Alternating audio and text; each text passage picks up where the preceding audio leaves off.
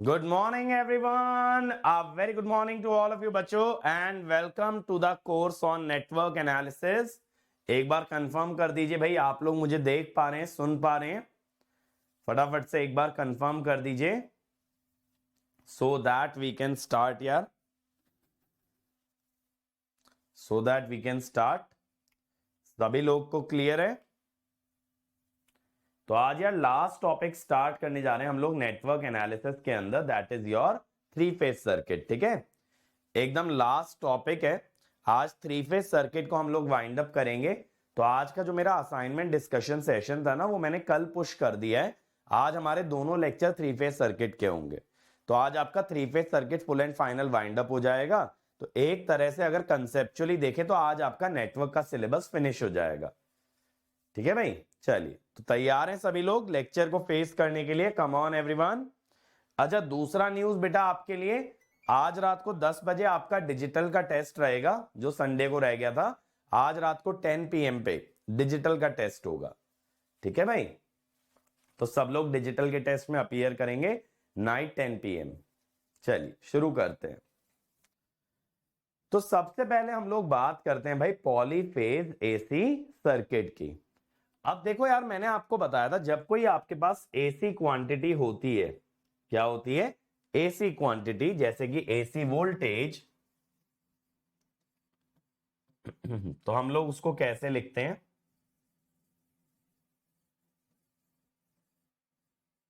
ऐसे लिखते हो ना,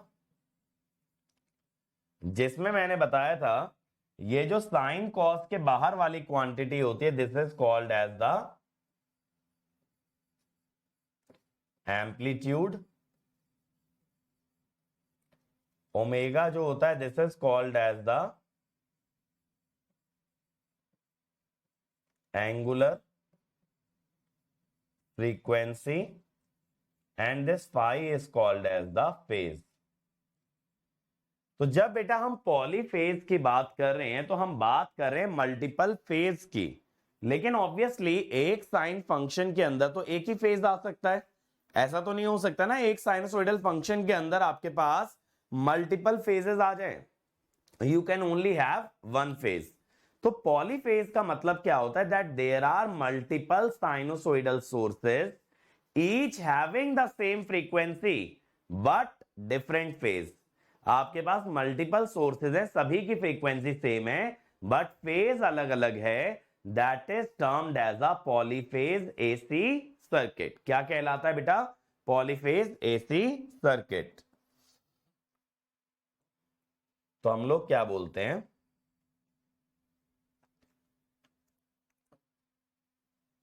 हम लोग ये बोलते हैं कि भाई इन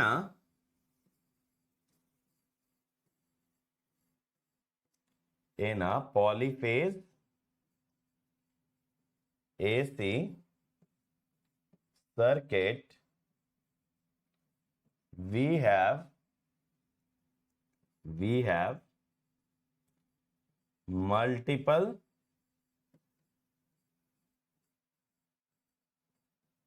sinusoidal voltages each having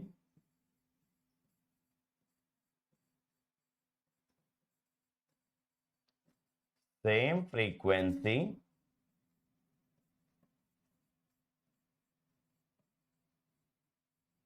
but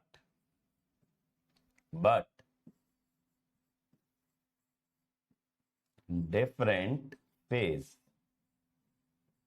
ठीक है, तो पॉलीफेज का मतलब यही होता है जब आपके पास मल्टीपल सोर्सेज होते हैं, मल्टीपल वोल्टेजेस होती हैं जिनका फ्रीक्वेंसी तो सेम होता है बट उनका फेज अलग अलग होता है. ये मैं आपको बताऊंगा कि फ्रीक्वेंसी सेम कैसे मेंटेन किया जाता है, अलग अलग सोर्सेज सेम फ्रीक्वेंसी पे काम कैसे कर सकते हैं.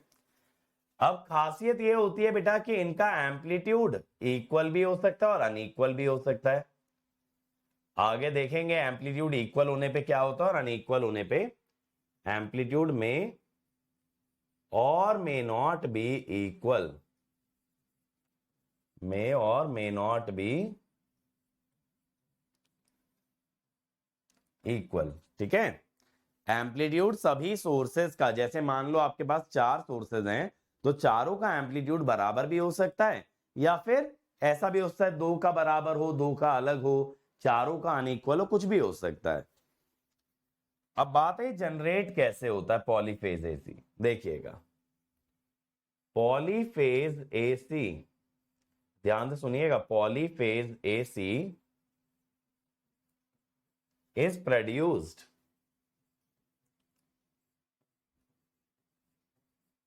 by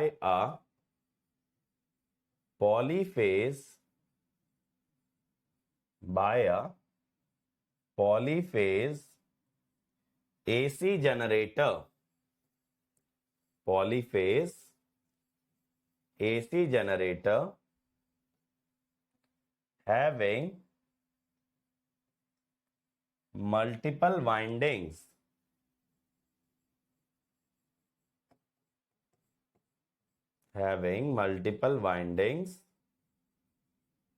on stator। स्टेटर समझते हो, जो जनरेटर का स्टेशनरी पार्ट होता है, जो मूव ना करे, stator. End voltage being induced, induction तो आप जानते हो बेटा, electromagnetic induction, Faraday law. Voltage being induced in such winding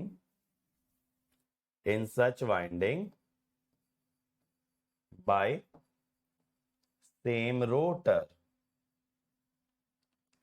देखो यहां पे ना थोड़ा कॉन्सेप्ट मशीन का आ जाता है। रोटर माने रोटेशनल पार्ट। क्या होता है, देखो जब आप मशीन में पढ़ोगे ना सिंक्रोनस जनरेटर, तो वहां पे आप पढ़ोगे 3 फेज सिंक्रोनस जनरेटर।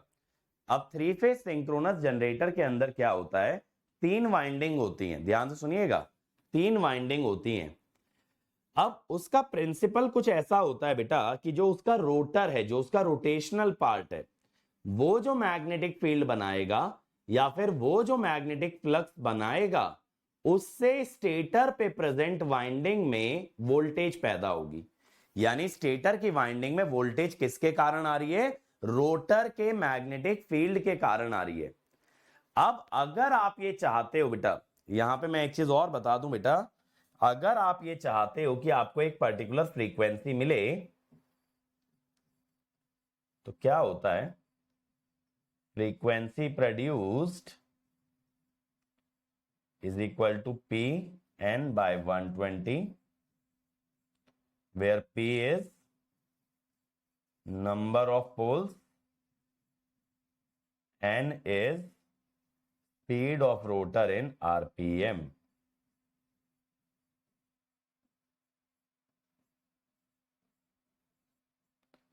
तो क्या होता है यार, देखो अगर आपको मल्टी फेज वोल्टेज बनानी है, पॉलीफेज वोल्टेज बनानी है, आप ऐसा कर लो कि आप 3 फेजेस बनाने के लिए 3 अलग अलग जनरेटर ले लो। ठीक है, आप 3 अलग अलग जनरेटर ले लो। अब तीनों जनरेटर का रोटर एग्जैक्टली सेम स्पीड पे तो जरूरी नहीं कि घूमेगा। अगर तीनों का जनरेटर तीनों का रोटर अलग अलग स्पीड पे घूमेगा, तो तीनों से फ्रीक्वेंसी भी अलग पैदा होगी। अगर आप चाहते हो ना आपको तीनों वाइंडिंग में एग्जैक्टली सेम फ्रीक्वेंसी मिले, तो आपको तीनों को एक ही जनरेटर से बनाना होगा, क्योंकि एक जनरेटर में एक ही रोटर होगा, वो एक ही स्पीड पे घूमेगा और तीनों में एक ही फ्रीक्वेंसी पैदा करेगा। ठीक है, तीनों में एक ही फ्रीक्वेंसी पैदा करेगा। भाई मशीन का कोर्स नहीं चल रहा है विजय कुमार की, मोटर का पोल कैसे पता करेंगे। ठीक है, अभी पहले 3 फेज सर्किट का बेसिक कवर करो। ये बेसिक कवर नहीं हुआ ना, तो जब 3 फेज सिंक्रोनस जनरेटर चलेगा, 3 फेज इंडक्शन मशीन चलेगी, 3 फेज ट्रांसफार्मर चलेगा, तो सब ऊपर से जाएगा। स्पेशली 3 फेज ट्रांसफार्मर के अंदर कुछ भी पल्ले नहीं पड़ेगा अगर ये 3 फेज सर्किट नहीं हुआ। ठीक है, बाकी डायरेक्टली पोल ऐसे नहीं बता सकते मोटर के बाहर, या तो नेम प्लेट पे पढ़ के देख लो या फिर उसकी वाइंडिंग्स को देख के बताया जा सकता है for how many poles they are wound. ये मेरी बात क्लियर हुई भाई। एक ही जनरेटर से क्यों ले रहे हैं, क्योंकि एक ही जनरेटर में एक ही रोटर है, तो एक ही फ्रीक्वेंसी पैदा होगी। अगर आप पॉलीफेज एसी अलग अलग जनरेटर से बनाते हो, सबका रोटर अलग अलग, रोटर की स्पीड अलग अलग, तो सबकी फ्रीक्वेंसी अलग अलग। पॉलीफेज में ये कंडीशन जरूरी है that you generate the same frequency.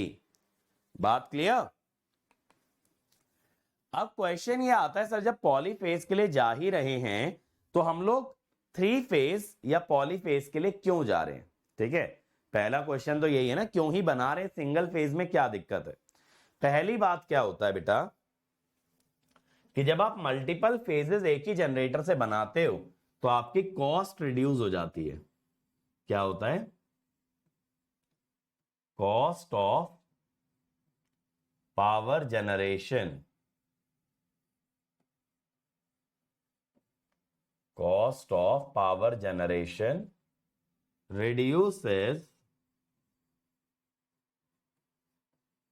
when multiple phases are generated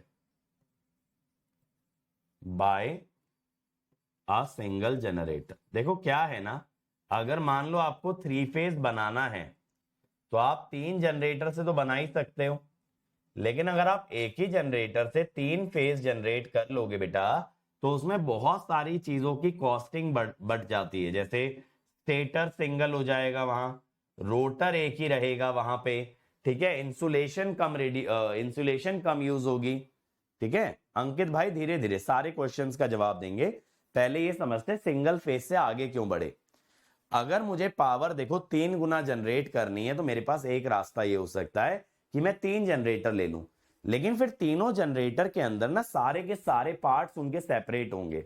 वहीं अगर एक थ्री फेज जनरेटर बनाता हूं तो एक जनरेटर के अंदर अगर तीनों वाइंडिंग रखूंगा तो बहुत सारे पार्ट वन यूनिट में यूज होंगे, यानी उनका सिंगल यूनिट यूज होगा, जिससे खर्चा बचेगा। 3 जनरेटर बनाओगे तो हर चीज 3 टाइम्स यूज करना पड़ेगा, चाहे इंसुलेशन ले लो, चाहे स्टेटर ले लो, चाहे आप रोटर ले लो, चाहे उसका आउटर कवरिंग ले लो, हर चीज 3 गुना हो जाएगी। और थ्री फेज जनरेटर में क्या होगा, बस वाइंडिंग 3 गुना होंगी, बाकी सारे पार्ट कॉमनली शेयर किए जा सकते हैं। जैसे एज एन एग्जांपल ट्रांसफार्मर होता है, तो थ्री फेज ट्रांसफार्मर एक ही टैंक के अंदर रखा जाता है। अब एक सिंगल टैंक के अंदर अगर तीनों वाइंडिंग आ जाती हैं तो टैंक तो शेयर कर लिया ना। अब अगर आप 3 सिंगल फेज लाते तो 3 टैंक होते अलग अलग उनके, ठीक है, हर एक का ऑयल अलग, हर एक का टैंक अलग, हर एक का कंजर्वेटर अलग। बट अगर आप एक थ्री फेज वाला यूनिट लेते हो तो उसमें सारी चीजें शेयरिंग में यूज हो जाती हैं। समझ में आ रही है बात? जैसे मान लो 3 लोग एक रूम शेयर करें तो खर्चा कम होगा, 3 लोग 3 रूम के अंदर रहेंगे खर्चा ज्यादा होगा। अगली बात क्या होती है बेटा, लेसर नंबर ऑफ कंडक्टर।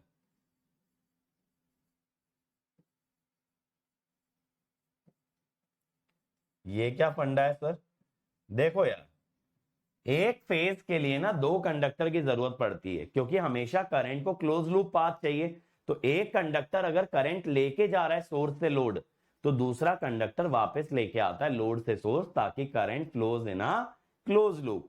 तो करंट को क्लोज लूप बनाने के लिए हमेशा 2 कंडक्टर चाहिए होते हैं। तो अगर आप 3 सिस्टम लोगे वन वन फेज वाले,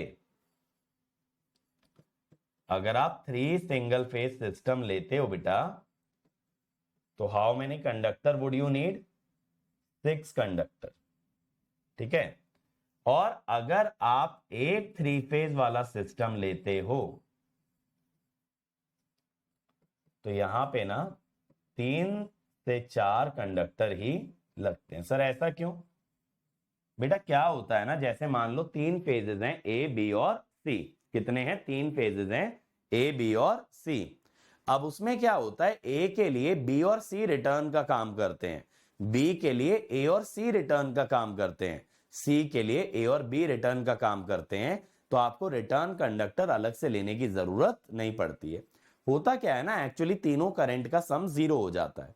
जब तीनों करंट का टोटल सम 0 है तो लौटने के लिए तो कोई रास्ता चाहिए ही नहीं। आप ये सोचो ना, अगर आपने टोटल करंट 0 भेजा तो आपको लौटाने के लिए रास्ता तो चाहिए ही नहीं ना।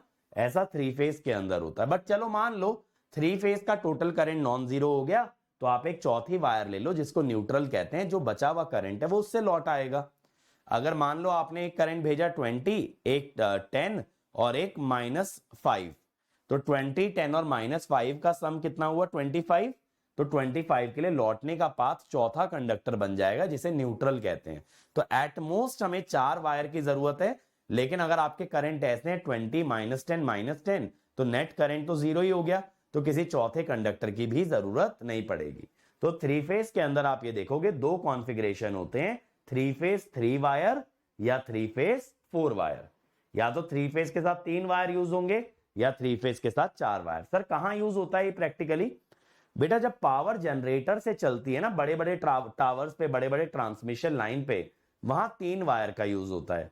जब थ्री फेज हमारे घरों तक आता है, हमारे घर में सिंगल फेज चाहिए ना हमें, तो तब वहां चौथा कंडक्टर भी यूज होता है। तो हम कहते हैं पावर ट्रांसमिशन में होता है थ्री फेज 3 वायर और पावर डिस्ट्रीब्यूशन में होता है थ्री फेज 4 वायर, जहां पावर हमारे घरों को डिस्ट्रीब्यूट किया जाने वाला है। बात क्लियर हो गई यहां तक? तो जनरेशन या ट्रांसमिशन में थ्री फेज 3 वायर और डिस्ट्रीब्यूशन में three phase 4 wire, but at the most 4 wire की जरूरत पड़ती है, यहां 6 वायर नहीं लगते।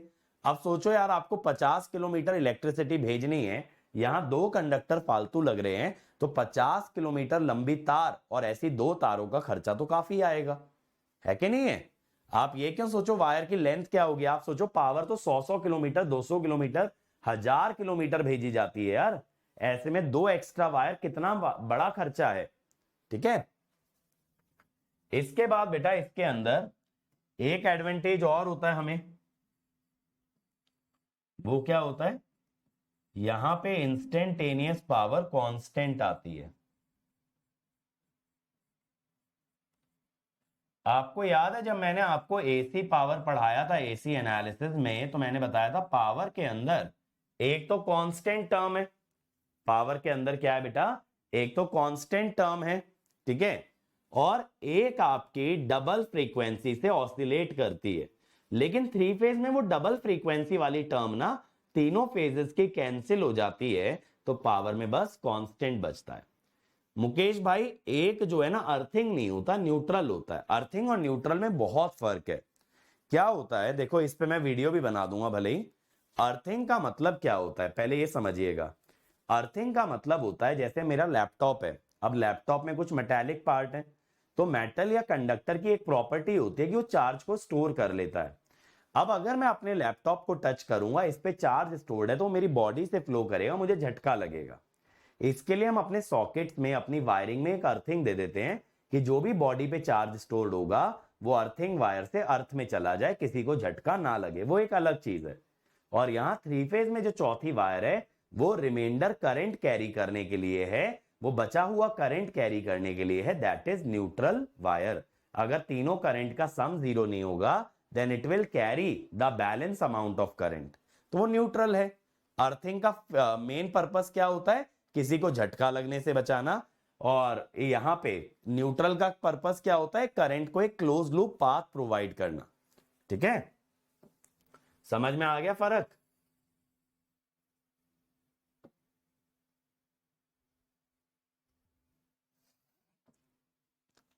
क्लियर है ना यहां तक? तो ये तीन एडवांटेज हुए। और क्या एडवांटेज होता है बेटा? सीधी सी बात है, पॉलीफेज सिस्टम का जो पावर होगा, जैसे थ्री फेज का पावर सिंगल फेज से 3 गुना होता है, तो more power rating as compare to single phase.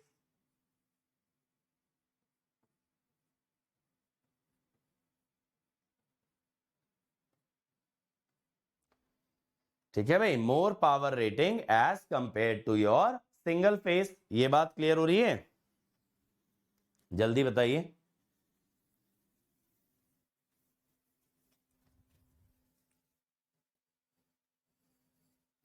फिर three phase can be generated, three phase can be generated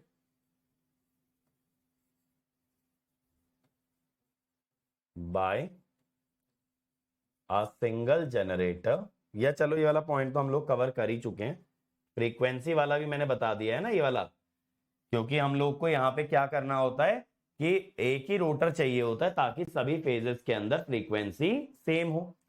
यहां पे हम ये कह देते हैं three phase AC can be transformed can be transformed by three-phase transformer whose cost is less than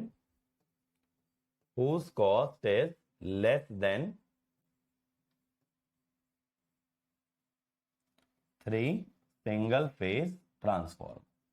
3 single phase के जो ट्रांसफॉर्मर होंगे ना, उससे कम कॉस्ट आएगी आपकी 3 फेज ट्रांसफॉर्मर की।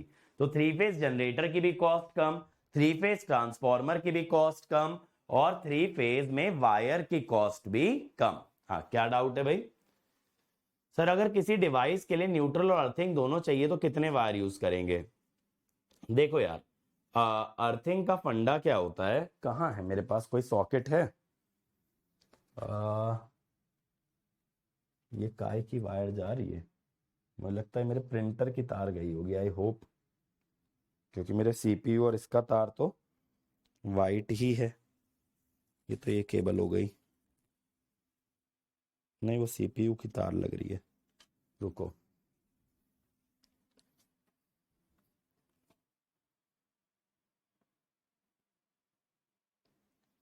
अभी तो यार देखो मेरे पास ना कोई 3 पिन सॉकेट मुझे नजर नहीं आ रहा है, just let me check 1 minute.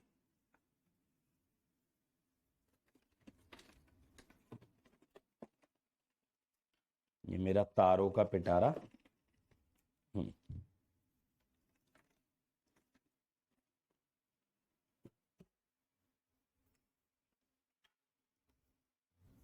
देखो भाई, पहली बात तो किसी डिवाइस से 3 फेज के न्यूट्रल का कोई लेना देना नहीं है। देखो ये प्लग होता है 3 फेज प्लग। अब इसमें ये दिख रहा है, ये ऊपर वाला जो है ये मोटा है और लंबा है, ये अर्थिंग के लिए होता है।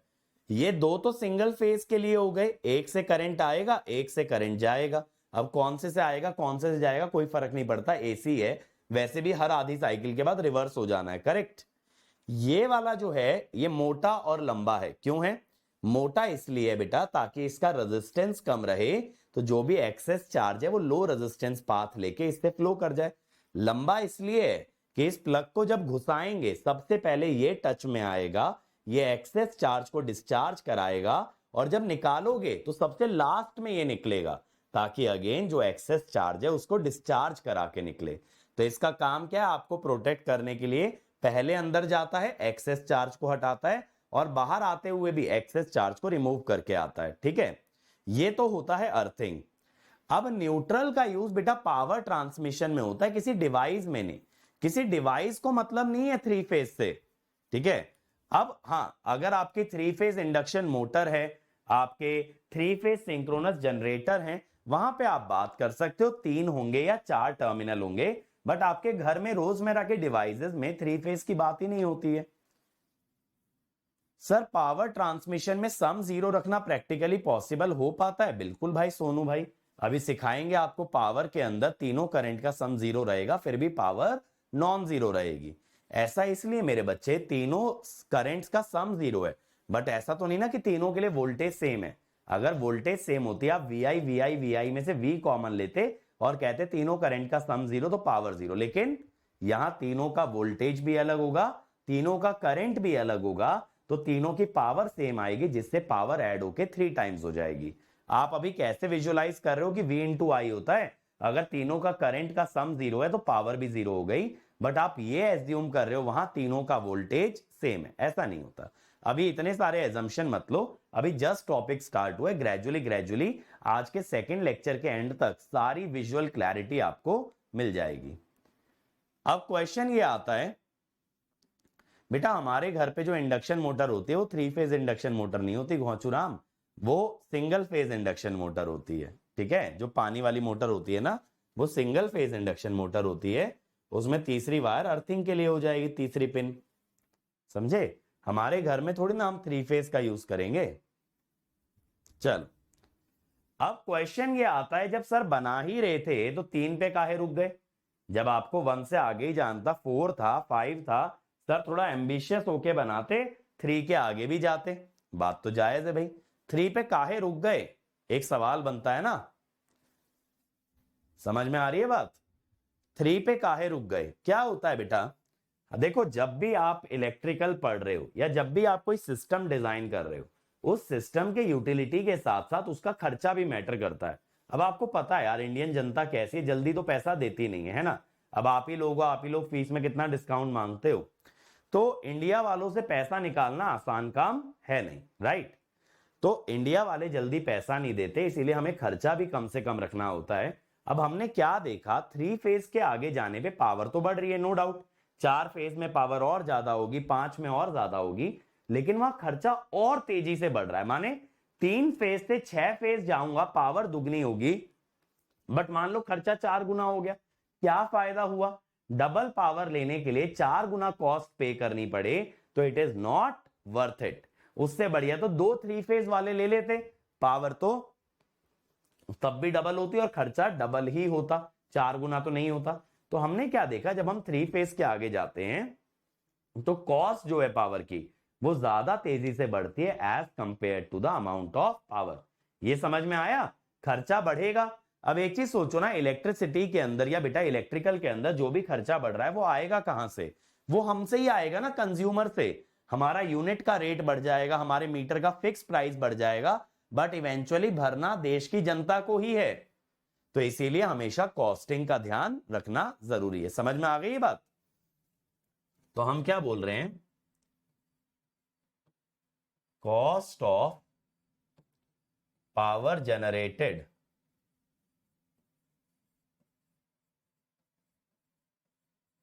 cost of power generated increases more rapidly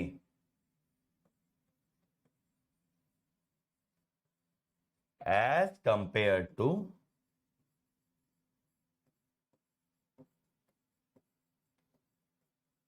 amount of power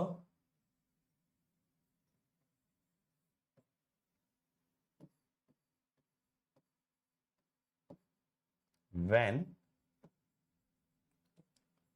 going beyond 3 phase. Cost of power generated ज्यादा तेजी से बढ़ती है as compare to your power जब आप 3 फेज से ऊपर जाते हो, ठीक है? एक बात तो ये हो गई। एक क्या हो गया बेटा, जब आप 3 फेज से ज्यादा की डिवाइसेस बनाओगे, आप 3 फेज से ज्यादा फेजेस का जनरेटर बनाओगे, या फिर आप 3 फेजेस से ज्यादा फेजेस का ट्रांसफार्मर बनाओगे, तो जब आप ज्यादा से ज्यादा वाइंडिंग ठूसने की कोशिश करोगे एक मशीन के अंदर, तो उस मशीन का साइज बहुत बड़ा हो जाता है, बल्कि हो जाता है। Again it is not cost effective, ठीक है? हम लोग क्या बोल रहे हैं, when more than 3 phases, more than 3 phases are installed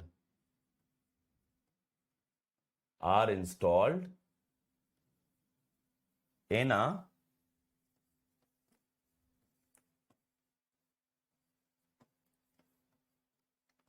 single generator or transformer, the design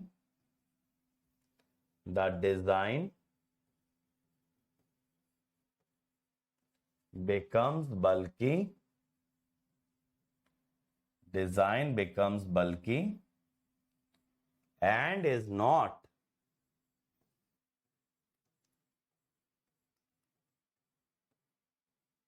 cost effective.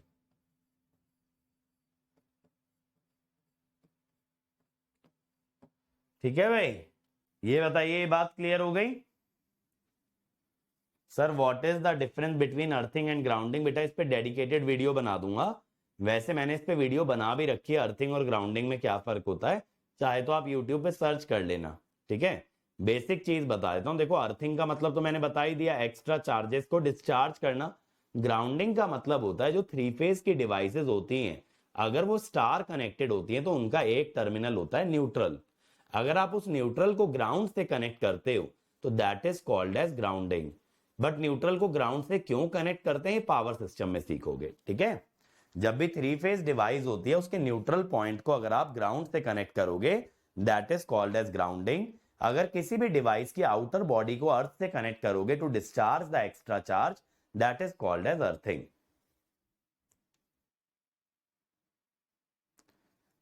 Sonu भाई देखो, जो मेन पावर ट्रांसमिशन होता है ना वहां पे मोर और लेस करंट बैलेंस्ड ही होते हैं, और ऐसा नहीं है कि करंट अनबैलेंस होंगे तो न्यूट्रल वायर चाहिए ही चाहिए। अगर आप न्यूट्रल वायर नहीं दोगे तो करंट ऑटोमेटिकली ऐसे एडजस्ट हो जाएंगे जिनका सम 0 हो जाए, ऑटोमेटिकली एडजस्ट हो जाते हैं करंट। अगर न्यूट्रल वायर होगी तो करंट की वैल्यू अलग होगी, विदाउट न्यूट्रल वायर करंट की वैल्यू अलग होगी, ठीक है। बाकी पावर ट्रांसमिशन में रेयरली इम्बैलेंस आता है, डिस्ट्रीब्यूशन में आता है, क्योंकि डिस्ट्रीब्यूशन में ना आप लोड को डिस्ट्रीब्यूट कर रहे हो। ट्रांसमिशन में तो आप एक ही सेम वायर से या सेम थ्री फेज वायर से मल्टीपल एरियाज को सप्लाई कर रहे हो, तो वहां ओवरऑल लोड जो है ऑलमोस्ट बैलेंस ही नजर आता है। बट जब ये लोड अलग अलग एरियाज में बंटने लगता है, जैसे किसी एरिया को ए फेज से सप्लाई किया, किसी को बी से किया, किसी को सी से किया, तब ये तीनों फेजेस के अंदर अनबैलेंस आ जाता है, ठीक है। बट यार अभी इतना आगे मत भागो भाई, बहुत सारे बच्चों का कॉन्सेप्ट उड़ जाएगा। मुझे पता है तुम लोगों को खुजली हो रही है आगे पावर के बारे में बात करने की, मशीन्स के बारे में बात करने की, बट यार फंडामेंटल बना लो। देखो ये चीजें दोबारा नहीं आएंगी, ठीक है। पावर की बातें, मशीन की बातें अब ये परसों से तो चलती ही रहेंगी आगे, ठीक है। आगे कई महीनों तक यही चलना है, लेकिन फिर ये सारे बेसिक दोबारा नहीं बताऊंगा। फिर मैं ये मान के चलूंगा कि थ्री फेज का बेसिक आपको आता है, ठीक है। अब देखो टू फेज और थ्री फेज सिस्टम की अगर बात करें, जब टू फेज सिस्टम की बात करते हैं तो यहां पे टू फेज के अंदर कैसे लेते हैं, टू फेज के अंदर ऐसे लेते हैं, अगर एक वोल्टेज 0 डिग्री है तो एक वोल्टेज आपकी ना 90 डिग्री पे लेते हैं, ठीक है। और ये आपका क्या हो गया, ये आपका न्यूट्रल पॉइंट हो गया। तो यहां पे हम लोग क्या कह रहे हैं कि two phase voltages are shifted by 90 degree. देखो बहुत जगह टू फेज का यूज होता है, ऐसा नहीं है कि टू फेज यूज ही नहीं होता है।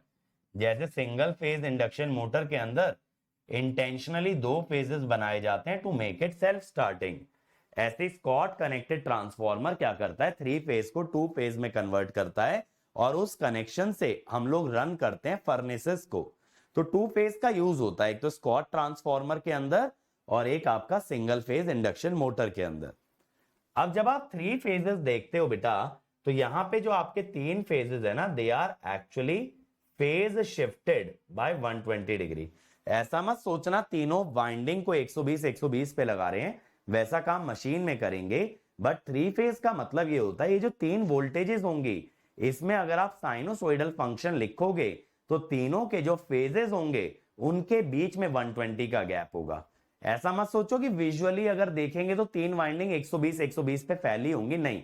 इनके अंदर जो इंड्यूस वोल्टेज है उसमें जो साइन वाला टर्म है उसके अंदर का जो एंगल है उसमें 120 डिग्री का शिफ्ट होगा। तो यहां पे फेज शिफ्ट कितना आ जाता है बेटा, यहां पे आपका फेज शिफ्ट होता है 360 degree by m, where m is the number of phases, m is the number of phases, ठीक है। अब आपके पास कितने फेज है, m है आपके पास नंबर ऑफ फेजेस, तो फेज शिफ्ट आपका है 360 डिग्री बाय m। ये बात क्लियर हो गई, बताओ भाई। अब देखो यार टू फेज में हमें चाहिए 90 डिग्री का फेज शिफ्ट, थ्री फेज में हमें चाहिए 120 डिग्री का फेज शिफ्ट, और ये 360 बाय m का जो फॉर्मूला है ना वो 3 या 3 से आगे चलता है। दो फेज में ये फॉर्मूला नहीं लगेगा, क्योंकि दो फेज में अगर ये फॉर्मूला लगाओगे इट विल बिकम 180 डिग्री।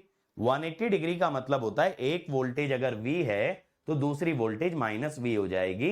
ऐसा नहीं करते हैं, ये फॉर्मूला 3 या 3 से अधिक फेजेस पे लगाया जाता है। अब देखो यार, जैसे आपको चाहिए कि टू फेज में आपको 90 डिग्री का शिफ्ट चाहिए, तो वहां पे बात होती है जे ऑपरेटर की। किसकी बात होती है, जे आप जानते हो आयोटा, आयोटा का एंगल क्या होता है बेटा, 90 डिग्री होता है। जे को आप क्या लिखते हो, जे इज 1 एंगल 90। ठीक है, अब जे स्क्वायर क्या होता है, -1, माइनस साइन को आप एंगल 180 लिख सकते हैं। जे क्यूब क्या होता है, -j, यानी 1 एंगल -90 लिख सकते हैं। एंड जे की पावर 4 वापस से क्या हो जाता है, 1, जिसको आप 1 एंगल 0 कह सकते हैं।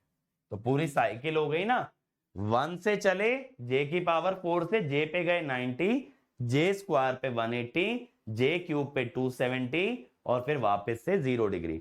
यानी कि जब जब आप जे मल्टीप्लाई कर रहे हो, देखो 1 में जे मल्टीप्लाई किया 90 पे आ गए, फिर जे मल्टीप्लाई किया 180, फिर जे मल्टीप्लाई किया 270।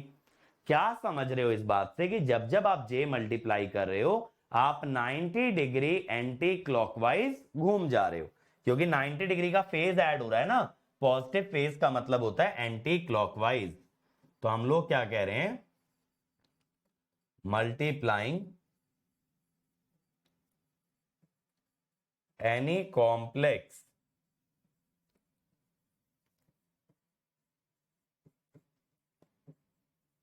और a phasor quantity, multiplying any complex or a phasor quantity by j rotates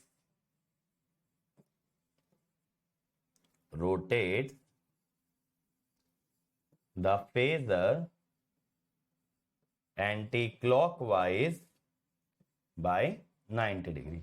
तो इसका यूज कहां पे आएगा बेटा, टू फेज के अंदर, क्योंकि वहां पे दोनों फेजर के बीच का फेज शिफ्ट है 90 डिग्री। देखो ना, दो वोल्टेजेस के बीच में 90 डिग्री का शिफ्ट है, तो यहां जे ऑपरेटर यूज होता है। ठीक है, अब लेकिन मेरे बच्चों, जैसे मैं लिख भी देता हूं यहां पे, लेकिन जब आप थ्री फेज पे जाओगे वहां तो 120 का फेज शिफ्ट चाहिए ना। थ्री फेज पे आपको क्या चाहिए, 120 डिग्री का फेज शिफ्ट चाहिए। जैसे टू फेज सिस्टम है, यहां पे V1 अगर है V एंगल 0 और V2 अगर है V एंगल 90, तो you can call it as JV1, ऐसे। ठीक है, ऐसे कह सकते हो। अब अगर आपको थ्री फेज में जाना है बेटा तो वहां 120 का फेज शिफ्ट चाहिए। तो जैसे यहां आयोटा एक ऑपरेटर है, जे एक ऑपरेटर है, ऐसे थ्री फेज के अंदर ऑपरेटर डिफाइन होता है के एस या फिर अल्फा, के एस या फिर अल्फा। जैसे मैं अल्फा बोल लेता हूं क्योंकि पावर सिस्टम में भी इसको अल्फा ही बोला जाता है। अल्फा की वैल्यू होती है बेटा e⁻j120 या फिर 1 एंगल 120। 1 एंगल 120 का मतलब होता है, अगर आप cos 120 और sin 120 में तोड़ें तो -12 प्लस j√3/2। ठीक है, फिर आता है अल्फा स्क्वायर e⁻j240, है ना। स्क्वायर करने से आपको पता है मैग्नीट्यूड का स्क्वायर होता है और एंगल पावर से मल्टीप्लाई हो जाता है, तो पावर 2 का मतलब है एंगल विल बिकम डबल। फिर से आप इसे cos साइन में डालोगे, cos 240 इज -12, sin 240 इज -√3/2।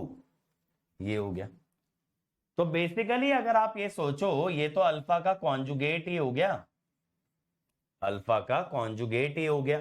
या फिर आप इसको ऐसा कह दो, 1 एंगल -120, 1 एंगल -120। अब यहां पे अगर आप देखेंगे ना, alpha plus alpha square is -1, that is, आप यहां पे ये कह सकते हो ना इस लॉजिक से, अगर 1 को भी लेफ्ट हैंड साइड ले आओ। अब ये मत कहना अल्फा प्लस अल्फा स्क्वायर -1 कैसे हुआ, ऐड कर लो दोनों को। और अल्फा इंटू अल्फा स्क्वायर 120 और 240, ये हो गया 360, 360 माने ये आ गया 1, तो इससे हो गया अल्फा क्यूब इक्वल टू 1। ये अल्फा के बारे में जानकारी हमें होनी चाहिए। अब अल्फा का क्या मतलब है, देखो जे का मतलब था 1 एंगल 90, तो आपने बोला जब भी आप जे से मल्टीप्लाई करेंगे तो आप 90 डिग्री एंटी क्लॉकवाइज घूम जाएंगे। ऐसे ही बेटा अल्फा है 1 एंगल 120, तो इसका मतलब ये होता है multiplying any complex, multiplying any complex or a phasor quantity, or a phasor quantity by alpha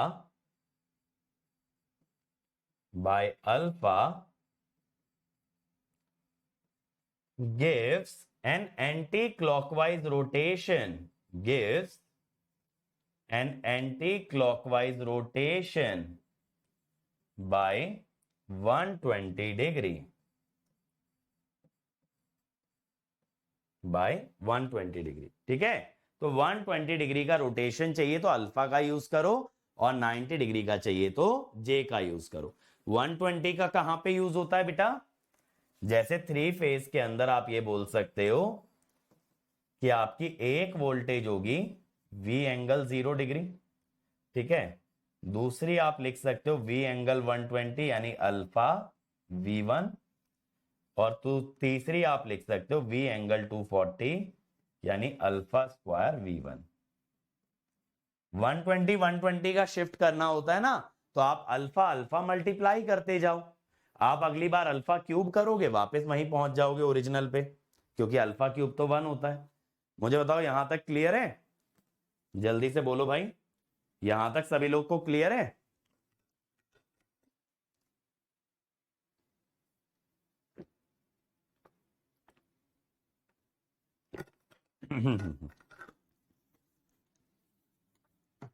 चलो अब आते हैं थ्री फेज सिस्टम पे।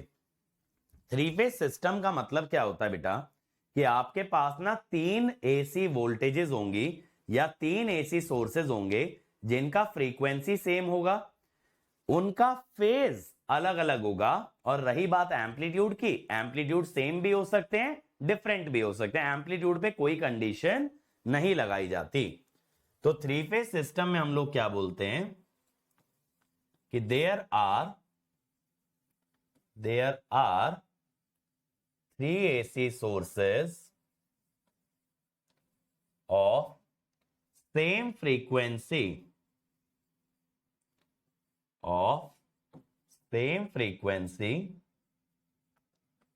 but different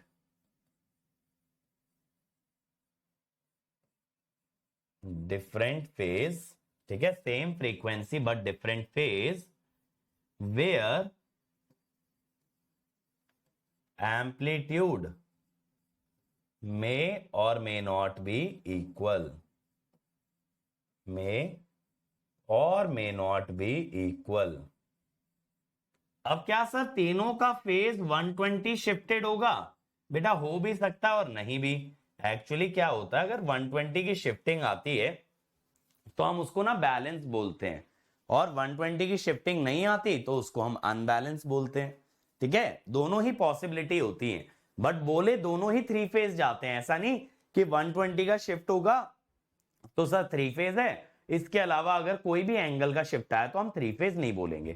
थ्री फेज का जनरल डेफिनेशन ये कहता है कि 3 अलग अलग फेजेस होने चाहिए, सिंपल। आपके पास 3 अलग अलग फेज हैं तो ये थ्री फेज है, और नहीं है तो नहीं है, सिंपल सी बात है। बट ये नहीं बोलता थ्री फेज का डेफिनेशन कि 3 फेजेस 120 ही शिफ्टेड होने चाहिए, ऐसा जरूरी नहीं है। ठीक है, जैसे देखो आपने यहां पे ए फेज लिखा VMA sine omega T plus theta A, VB। अब देखो मैं यहां पे इसीलिए तीनों का एम्पलीट्यूड अलग अलग लिख रहा हूं क्योंकि मैं जनरल बात कर रहा हूं। जनरली हो सकता है ना इक्वल हो, ठीक है, इक्वल होंगे तो बहुत बढ़िया है, ऐसा क्यों है अभी आगे समझोगे। लेकिन अगर इक्वल नहीं भी हुए तो कोई बात नहीं, ऐसा थोड़ी कि इसको भैया बेदखल कर दिया जाएगा थ्री फेज की जमीन जायदाद से, थ्री फेज ही कहलाएगा। ठीक है, यहां पे देखो सब में सिर्फ कॉमन फैक्टर क्या जरूरी है, ओमेगा। ओमेगा सबका सेम होना जरूरी है, और आप लोग जानते हो ना बेटा अलग अलग फ्रीक्वेंसी आपस में ऑर्थोगोनल हो जाती हैं, उनका पावर 0 हो जाता है, इसीलिए ओमेगा सेम रखना जरूरी है। दूसरी बात आप ये जानते हो अगर सिस्टम आपका लीनियर है तो कभी भी ओमेगा नहीं बदल सकता। एक नॉन लीनियर सिस्टम होता है जो ओमेगा को चेंज करता है, एक लीनियर सिस्टम कभी ओमेगा को चेंज नहीं करता। मुझे तीनों के तीनों फेजेस बेटा सिंक्रोनिज्म में चाहिए, जिसके लिए तीनों एक ही फ्रीक्वेंसी के होने चाहिए। अब फेजर वाइज अगर आप देखोगे, ये आपने रेफरेंस बना लिया भाई, जैसे रेफरेंस मैंने बताया था ना, एसी में साइन को भी ले सकते हो, कॉस को भी, तो आपने साइन को रेफरेंस ले लिया।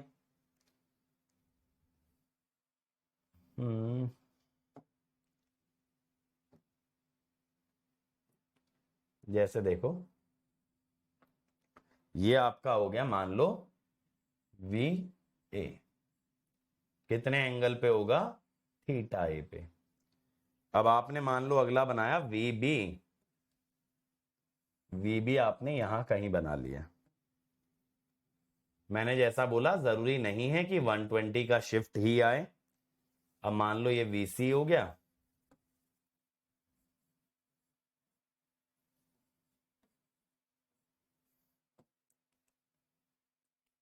ये ऐसा मान लो, एंगल प्लस में दिखा रखे ना, माने एंटी क्लॉकवाइज है, मैंने एंगल प्लस में दिखाए हैं इसीलिए एंटी क्लॉकवाइज दिखा रहा हूं तीनों के तीनों एंगल। तो ये आपका थ्री फेज ही कहलाएगा। क्या कहलाएगा बच्चों? This will be called as your three phase. समझ में आया थ्री फेज का बेसिक डेफिनेशन? तीन सोर्सेज होने चाहिए अलग अलग, जिनका फ्रीक्वेंसी सेम हो, एम्पलीट्यूड सेम हो भी सकता है नहीं भी हो सकता, बट तीनों का फेज अलग अलग होगा, that will be three phase. बल्कि इवन आप पावर सिस्टम में आगे जाके तो पढ़ते हो, अगर तीनों का फेज भी सेम हो जाए ना, उसे भी थ्री फेज ही कह देते हैं। बस हम ये कहते हैं 0 डिग्री का फेज शिफ्ट है, उसको जीरो सीक्वेंस बोल दिया जाता है। ठीक है, अभी उतना आगे नहीं जाएंगे, बट ठीक है, ऐसा भी होता है कि तीनों का फेज सेम हो जाए। अब फेज सीक्वेंस किसे कहते हैं? देखो, जब थ्री फेज की बात आती है ना, तो फेज सीक्वेंस डिफाइन करना जरूरी है। फेज सीक्वेंस का मतलब होता है बेटा कि ये वोल्टेजेस, ये जो थ्री फेज वोल्टेजेस हैं, ये किस सीक्वेंस में आ रहे हैं। सीक्वेंस देखने से सीक्वेंस कैसे देखते हैं बेटा? जब आप ये तीनों फेजर ड्रॉ करते हो, जब आप ये तीनों फेजर ड्रॉ करते हो, तो क्लॉकवाइज डायरेक्शन में आपको देखना होता है। जैसे ए से शुरू करो, ए सी फिर बी, ऐसे सीक्वेंस देखते हो। फिर से देखो, ए से शुरू किया, पहले गए सी पे फिर बी पे। आपका क्लॉकवाइज डायरेक्शन में क्या सीक्वेंस बन रहा है तीनों फेजर्स का, that is called as your phase sequence. तो फेज सीक्वेंस बेसिकली क्या है?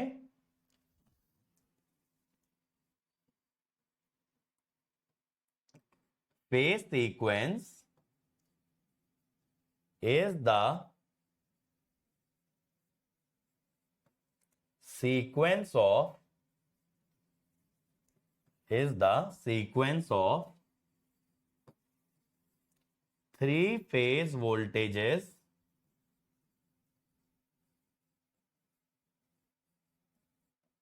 when drawn on same plane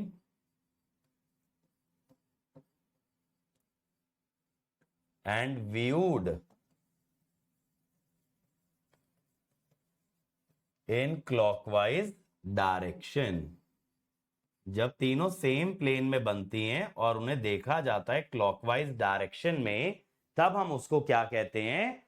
phase sequence. ठीक है, अब फेज सीक्वेंस देखो, जनरली यार एक्चुअली तो दो तरह के होते हैं मेनली, बट फिर भी हम तीन तरह की बात करते हैं। बट पहले दो समझा देता हूं, फिर तीसरा बाद में समझाऊंगा।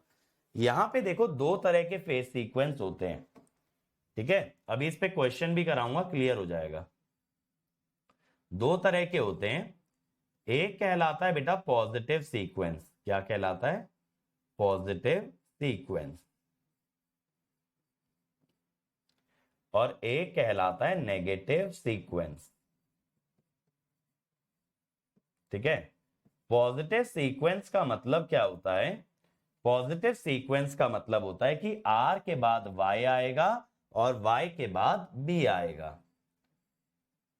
R के बाद Y, Y के बाद B, ये हुआ R Y B। ठीक है, और वहीं नेगेटिव सीक्वेंस की खासियत क्या होती है कि Y और B एक्सचेंज हो जाते हैं, R फिर B फिर Y, ऐसे एक्सचेंज हो जाते हैं। अब ये साइक्लिक क्यों बनाए हैं? देखो, पॉजिटिव सीक्वेंस RYB को भी बोलोगे, वाई बी आर को भी बोलोगे और बी आर वाई को भी बोलोगे, तीन कॉम्बिनेशन हो गए। नेगेटिव में R B Y, B Y R and Y R B, ऐसे तीन हो गए। ऐसे ही बेटा एक जीरो सीक्वेंस भी होता है। जीरो सीक्वेंस के अंदर एक्चुअली क्या होता है कि वहां पे आपका तीनों फेजेस का फेज शिफ्ट 0 डिग्री आता है, ठीक है। इन जीरो सीक्वेंस एक और सीक्वेंस होता है जिसको कहते हैं zero sequence. In zero sequence there is no phase shift या there is 0 degree phase shift. Phase shift between three phases, तब आप उसको जीरो सीक्वेंस कहते हो, ठीक है। अभी अपने ज्यादा काम का नहीं है, पावर सिस्टम में काफी काम आता है। सर ये क्या दिखा रखा है बेटा, ये टाइम डोमेन में वेवफॉर्म दिखा रखे, देखो जैसे आपका आर फेज है, आर फेज जो है वो ऐसा बनेगा, ठीक है। ये आपका आर फेज हो गया। फिर देखो आपके पास वाई फेज है, वाई ना येलो होता है तो इसीलिए येलो कलर कर देता हूं। ये आता है 120 से 210 और ये वाला यार 360 पे खत्म होना चाहिए था, नहीं 120 से 300, 360 पे खत्म हो रहा है। और ये वाला 60 डिग्री आगे, 360 तो 60 डिग्री आगे माने कि 420, तो ये 120 डिग्री इसके अंदर आ जाएगा।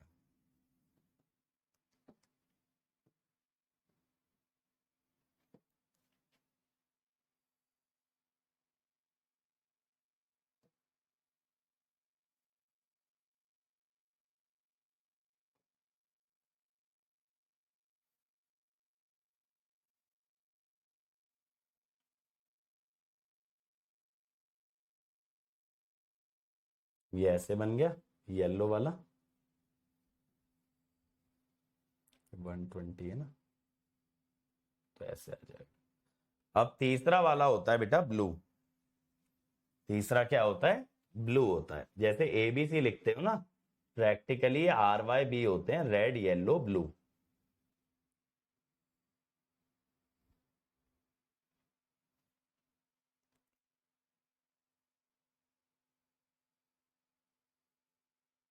ऐसे ये तीन फेजेस ऐसे बन जाते हैं। यहां पे मैंने आपको एक्चुअली क्या दिखाया ना, तीनों फेजेस को 120 डिग्री शिफ्ट करके दिखाया है। यहां पे मैंने एक्चुअली आपको क्या दिखाया है, तीनों फेजेस को ना 120 शिफ्ट करके दिखाया है। जैसे ए के 120 डिग्री बाद आर के बाद वाई आ रहा है और वाई के 120 के बाद बी आ रहा है, ऐसे है ना।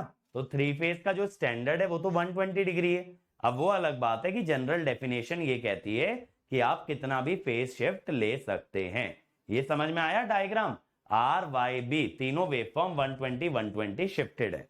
इसका ओरिजिन देखो 0 डिग्री पे है, वाई वाले का 120 पे है, बी वाले का 240 पे है। Red yellow blue, A B C भी लिख सकते हो, रेड येलो ब्लू भी लिख सकते हो।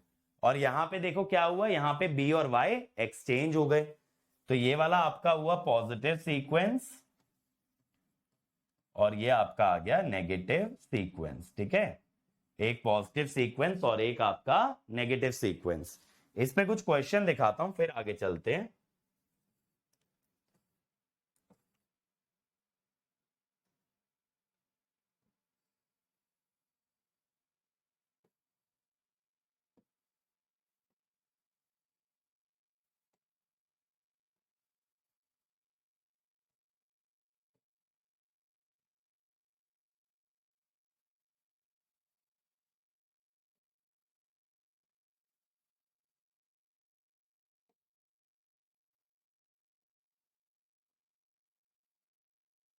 जरा एक क्वेश्चन देखो क्या कह रहा है। ये कह रहा है V A N B N C N are the three voltages of a balance three phase system. A N का वैल्यू दिया है, सी एन का दिया है, फेज सीक्वेंस पूछ रहा है। बनाइए यार जरा, आपको ए एन और सी एन का वैल्यू देके फेज सीक्वेंस आपसे पूछ रहा है।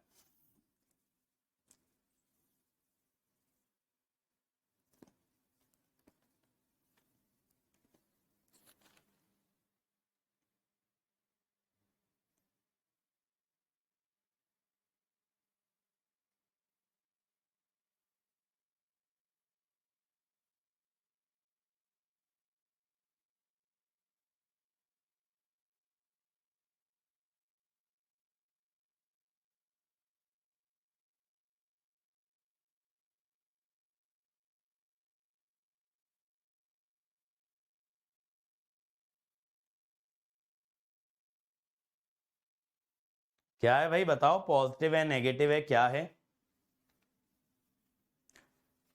आपको देखो 3 वोल्टेजेस चाहिए ना यार, ए बी और सी।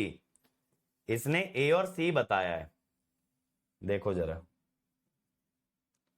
ए बताया है इसने कितने डिग्री पे है, 30 डिग्री पे है। ये बना लिया भाई मैंने 100 एट एन एंगल 30। फिर इसने सी बताया है -90 पे है। ठीक है भाई, ये आ गया। अब यानी ये कितना शिफ्ट ले रहा है बेटा, 120 का शिफ्ट ले रहा है। ये कितना शिफ्ट ले रहा है, 120 का शिफ्ट ले रहा है। तो अगर 120 का है, इसके बाद एक और 120 डिग्री लेके आप बी बना दो ना ऐसे। इसने दिखा तो दिया 90 और 30 120, आप यहां पे बी बना दो। ये देखो ये भी 120 हो गया, ये भी 120 हो गया। अब अगर मेरे बच्चों आप क्लॉकवाइज देखोगे, तो क्लॉकवाइज जब आप जाएंगे you will see A C B, ये होता है नेगेटिव सीक्वेंस। बेस्ट तरीका होता है ना, ए से शुरू कर लो, हमेशा ए से शुरू कर लो आप। तो ए के बाद अगर सी पढ़ा तो नेगेटिव सीक्वेंस, ए के बाद अगर बी पढ़ा तो पॉजिटिव सीक्वेंस। ठीक, एक और करो इसी टाइप का क्वेश्चन भाई, एक और करिए जरा।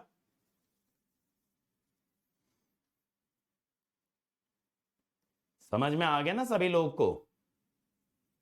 चलो ये वाला क्वेश्चन कर दो जरा, 3 phase sequence of the set of voltages, करिए जरा। हाँ बैलेंस दिया है इसीलिए तीनों का फेज शिफ्ट 120 होगा। अभी बैलेंस पे ही आ रहा हूं इस क्वेश्चन के बाद। ठीक है इशप्रीत, चलो फटाफट ये बना दो। फिर इंटरेस्टिंग कॉन्सेप्ट करते हैं, जो काम का कॉन्सेप्ट है न्यूमेरिकल्स के लिए या आगे के सब्जेक्ट्स के लिए, उस पे आते हैं। अभी बेसिक फंडामेंटल मैंने आपका क्लियर कर दिया है। Graph look exactly the same, graph में फेज शिफ्टेड है ना बेटा, ऐसा थोड़ी शेप बदलनी थी आलोक भाई। मुझे मुझे साइनोसोइडल ही चाहिए था, एसी में तो साइनोसोइड ही यूज करते हैं ना, बस उनका फेज अलग अलग है, इसीलिए तो पॉली फेज बोल रहे हैं हम। ये कब कह रहे हैं पॉली शेप? देखें भाई, यहां पे ए का जो एंगल दिया है वो दिया है 10 डिग्री, करेक्ट? ए का जो एंगल दिया है वो मेरे भाई दिया है 10 डिग्री, ये देखो ये आ गया। वैसे तो मैंने 10 से ज्यादा ही बना दिया होगा, बट ठीक है 10 डिग्री। फिर बी का दिया है -230। थोड़ा सा ना रेफरेंस के लिए हम यहाँ पे ऐसे 90 वाली लाइन भी ड्रॉ कर लेते हैं। -230 माने क्लॉकवाइज 230। क्लॉकवाइज 230 का मतलब क्या हुआ, क्लॉकवाइज 180, तो ये लेफ्ट वाली लाइन आ गई, 180 हो गई। 230 का मतलब है इससे 150, इससे 50 डिग्री ऊपर, यानी 90 में से 50 थोड़ा सा बीचों बीच ही रहेगा। ये रहा, ये आ गया आपका BN। मैंने पता है कैसे बनाया, देखो ये 180 हो गया, 50 डिग्री और ले लिया, -230 का मतलब है क्लॉकवाइज 230। फिर है -110, ये -90 तो ये रहा, -110 इससे थोड़ा लेफ्ट में होगा, है ना, इससे थोड़ा लेफ्ट में होगा।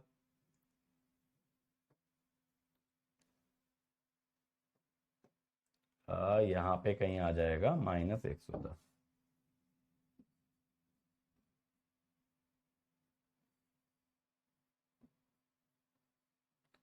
अब जब बेटा आप सीक्वेंस देखेंगे you will see it like this, again पहले ए है, फिर सी है, फिर बी है, that is negative sequence.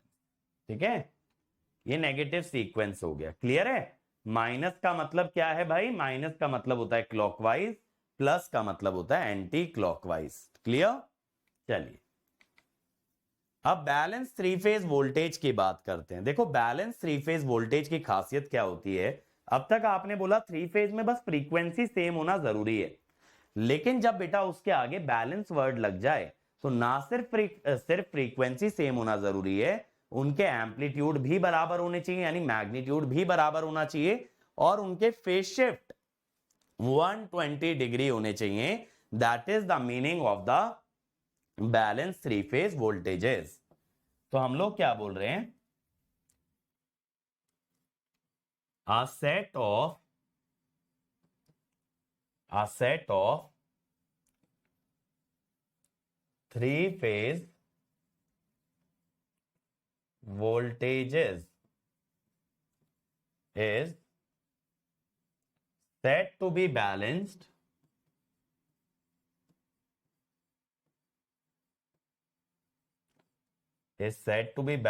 if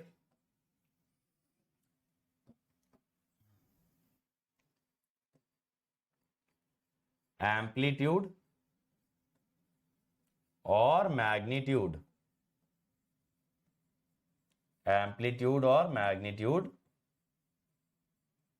of all three phases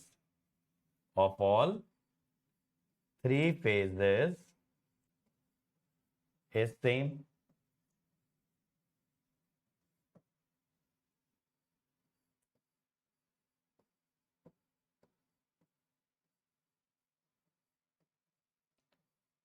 phase shift of 120 degree between any two phases, कोई भी दो फेज उठा के देख लो, आपको फेज शिफ्ट 120 डिग्री का मिलना चाहिए। तो दो कंडीशन आपने लगा दी भाई कि आपको मैग्नीट्यूड या एम्पलीट्यूड भी बराबर मिलना चाहिए और फेज शिफ्ट भी आपको 120 डिग्री ही मिलना चाहिए। ठीक है, तो क्या होता है बेटा, अगर आपका एक जनरेटर है,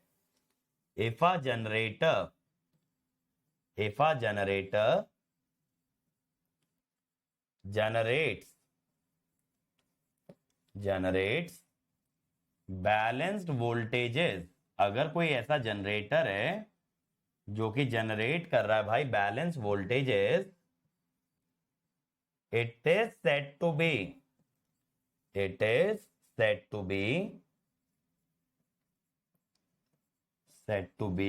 a balanced source। It is said to be a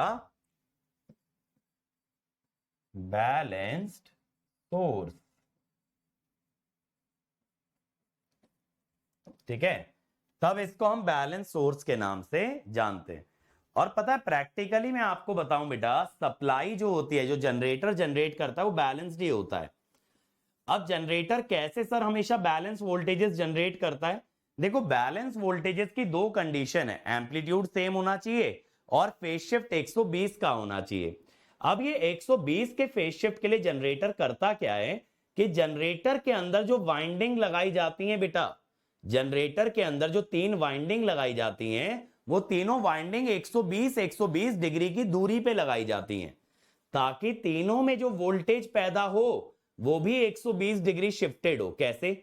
जैसे रोटर पहले ए पे पहुंचा, ए में वोल्टेज बनाया, अब वो 120 डिग्री बाद बी में पहुंचेगा, तो बी का वोल्टेज भी 120 डिग्री लैग कर गया। अब वो एक और 120 डिग्री के बाद सी में पहुंचेगा, तो सी का वोल्टेज और 120 डिग्री लैग कर गया। इससे हुआ क्या कि तीनों फेजेस की वोल्टेजेस में 120 का गैप आ गया। तीन फेजेस की वोल्टेज में 120 का गैप आ गया। तो ऐसे किया। अब सर मैग्नीट्यूड कैसे बराबर रखता है? सर मैग्नीट्यूड बेटा ऐसे बराबर रखता है, वो तीनों फेजेस की जो वाइंडिंग होगी उसमें बराबर नंबर ऑफ टर्न्स लेगा, क्योंकि जो वोल्टेज इंड्यूस होती है N d phi by d t that depends on the number of turns. तो तीनों में अगर बराबर टर्न है, तीनों वाइंडिंग का कंस्ट्रक्शन सेम है, तो यानी तीनों के अंदर मैग्नीट्यूड ऑफ वोल्टेज भी सेम आएगा। क्या होगा? मैग्नीट्यूड ऑफ वोल्टेज भी सेम आएगा। बेटा मैं शॉर्ट नोट्स मार्क तो करा ही रहा हूं विजय भाई, अभी फेज सीक्वेंस वाला कराया। अब देखो यहां पे कैसे होता है ना, आपको मैग्नीट्यूड सेम चाहिए, राइट?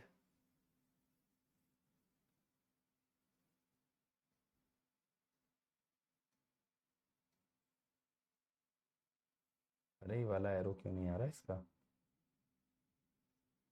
चलो, ये अगर ए फेज हो गया बेटा,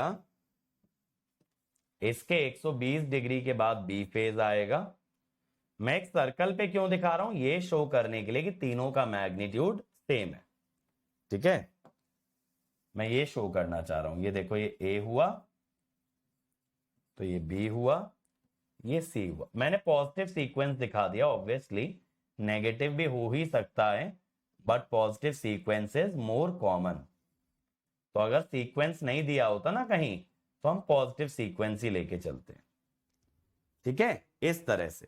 तो आपकी तीन वोल्टेजेस 120 120 डिग्री पे आ जाती हैं। तो यहां पे आपका क्या हो जाता है, this is a balanced source. ठीक है, समझ में आया? बैलेंसिंग का मतलब क्या होता है, एम्पलीट्यूड सेम होना चाहिए और phase shift must be 120 degree. अब यार जब थ्री फेज की बात करते हैं ना बच्चों, तो थ्री फेज के अंदर दो तरह के कनेक्शन पॉसिबल है। जैसे दो एलिमेंट सीरीज में हो सकते हैं, पैरेलल में हो सकते हैं। ऐसे तीन एलिमेंट्स के लिए दो कॉन्फ़िगरेशन होते हैं, स्टार और डेल्टा। तो हम दोनों के बारे में बात करेंगे। पहले हमारा डिस्कशन शुरू होगा बेटा स्टार कनेक्शन से। ठीक है, पहले हमारा डिस्कशन शुरू होगा स्टार कनेक्शन से। अब ये देखो, ये ना तीन वाइंडिंग है, जैसे जनरेटर की या ट्रांसफार्मर की तीन वाइंडिंग है जो कि स्टार में कनेक्टेड है। अब स्टार तो मुझे समझाने की जरूरत नहीं है बेटा, एक न्यूट्रल पॉइंट कॉमन होता है, that is called as the star. अब यहां पे जो होता है ना, हमें कुछ क्वांटिटीज बतानी पड़ती हैं। जैसे ये देखो, वाइंडिंग के अक्रॉस जो वोल्टेज दिख रही है, ये V R, V Y, V B, ये जो वोल्टेज नजर आ रही है ये कहलाती है फेज वोल्टेज। क्या कहलाती है? फेज वोल्टेज, जो वाइंडिंग के अक्रॉस नजर आ रही है। अब ऐसी दो वायर्स के बीच की वोल्टेज भी दिखा रखी है भाई। जो दो दो वायर के बीच की वोल्टेज होती है, आर वाई, वाई बी और बी आर, इसको आप कहते हो लाइन वोल्टेज। क्या कहते हो? Line voltage. ठीक है। अब ऐसे ही बेटा एक एक वाइंडिंग का जो करंट होगा, जैसे इसको मैं न्यूट्रल कह देता हूं, I R N, Y N और बी एन, जो एक एक वाइंडिंग या एक एक एलिमेंट का करंट होता है उसको कहते हैं फेज करंट। ठीक है, आप एलिमेंट बोल लो क्योंकि यहां वाइंडिंग की जगह इंपिडेंस होती, तब भी यही डेफिनेशन होता। एक एक एलिमेंट का जो करंट है, that is your phase current.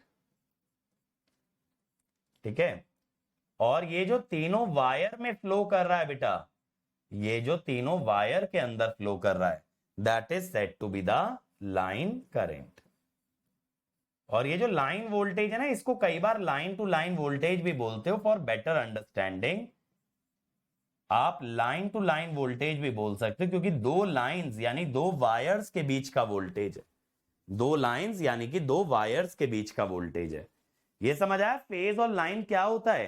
Phase का मतलब होता है एक एलिमेंट या एक वाइंडिंग के अक्रॉस, यहां तीन वाइंडिंग की जगह तीन इंपिडेंस होती, तब भी यही डेफिनेशन रहता। हर एक के अक्रॉस जो वोल्टेज और करंट है उसे बोलोगे फेज। जो वायर में करंट है, लाइन करंट, वायर से वायर के बीच की वोल्टेज है, उसे बोलोगे लाइन टू लाइन वोल्टेज या फिर लाइन वोल्टेज। ठीक है, मैं आपको एक काम करता हूं, इनका डेफिनेशन लिखवा देता हूं, क्योंकि ना ये नामों में आगे बच्चे कंफ्यूज होते हैं। तो पहले इसको फील करो, ये फेज और लाइन है क्या चीज। अब फेज वोल्टेज का क्या मतलब है? Voltage across, just give me a minute.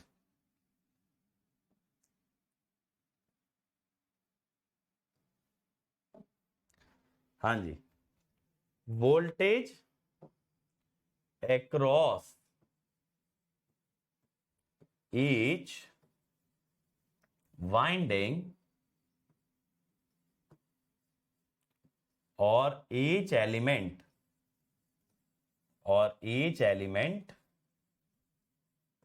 such as an impedance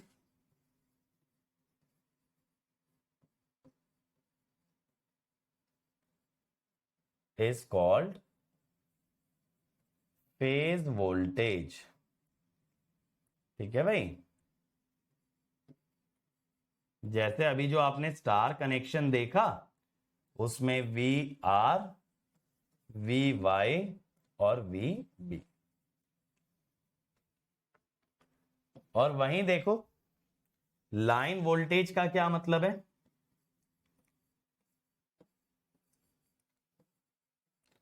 line voltage का मतलब होता है वोल्टेज बिटवीन टू लाइंस और टू टर्मिनल्स।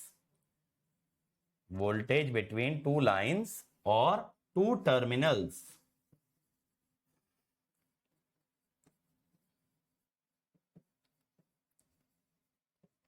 अभी ना हमारा ऑब्जेक्टिव इनके बीच के रिलेशन निकालना ही है। Is called line to line voltage. Line to line से क्या है, ज्यादा समझ आता है कि लाइन टू लाइन बोलते हैं, बट पता है शॉर्ट में इसको लाइन वोल्टेज बोल देते हैं। वैसे तो इसका जो नाम होता है ना वो लाइन टू लाइन वोल्टेज होता है, बट शॉर्ट में क्या बोल देते हैं, लाइन वोल्टेज। एग्जाम्पल यहां पे क्या है आपके, V R Y, Y B and B R, ये तीन है लाइन वोल्टेज। डेफिनेशन एक बार इसीलिए लिखवा दे रहा हूं ना कि आगे के लिए कभी भी किसी भी कोर सब्जेक्ट में कंफ्यूज होते हो तो इसको रेफर कर सकते हो। अब इसके बाद देखिए phase current.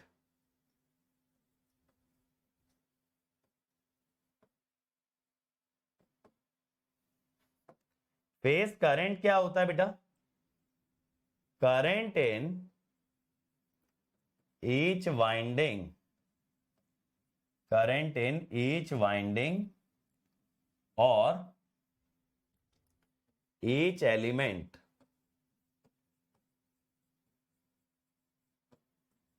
such as an impedance is called phase current। ठीक है, is called phase current।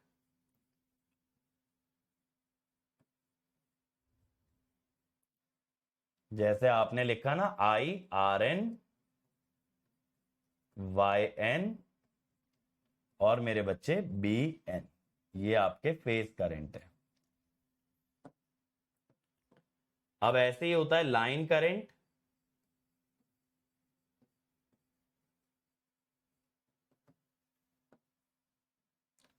Current in each terminal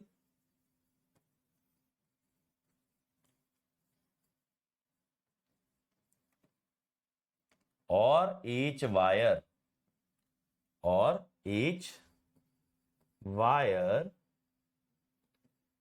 is called line current।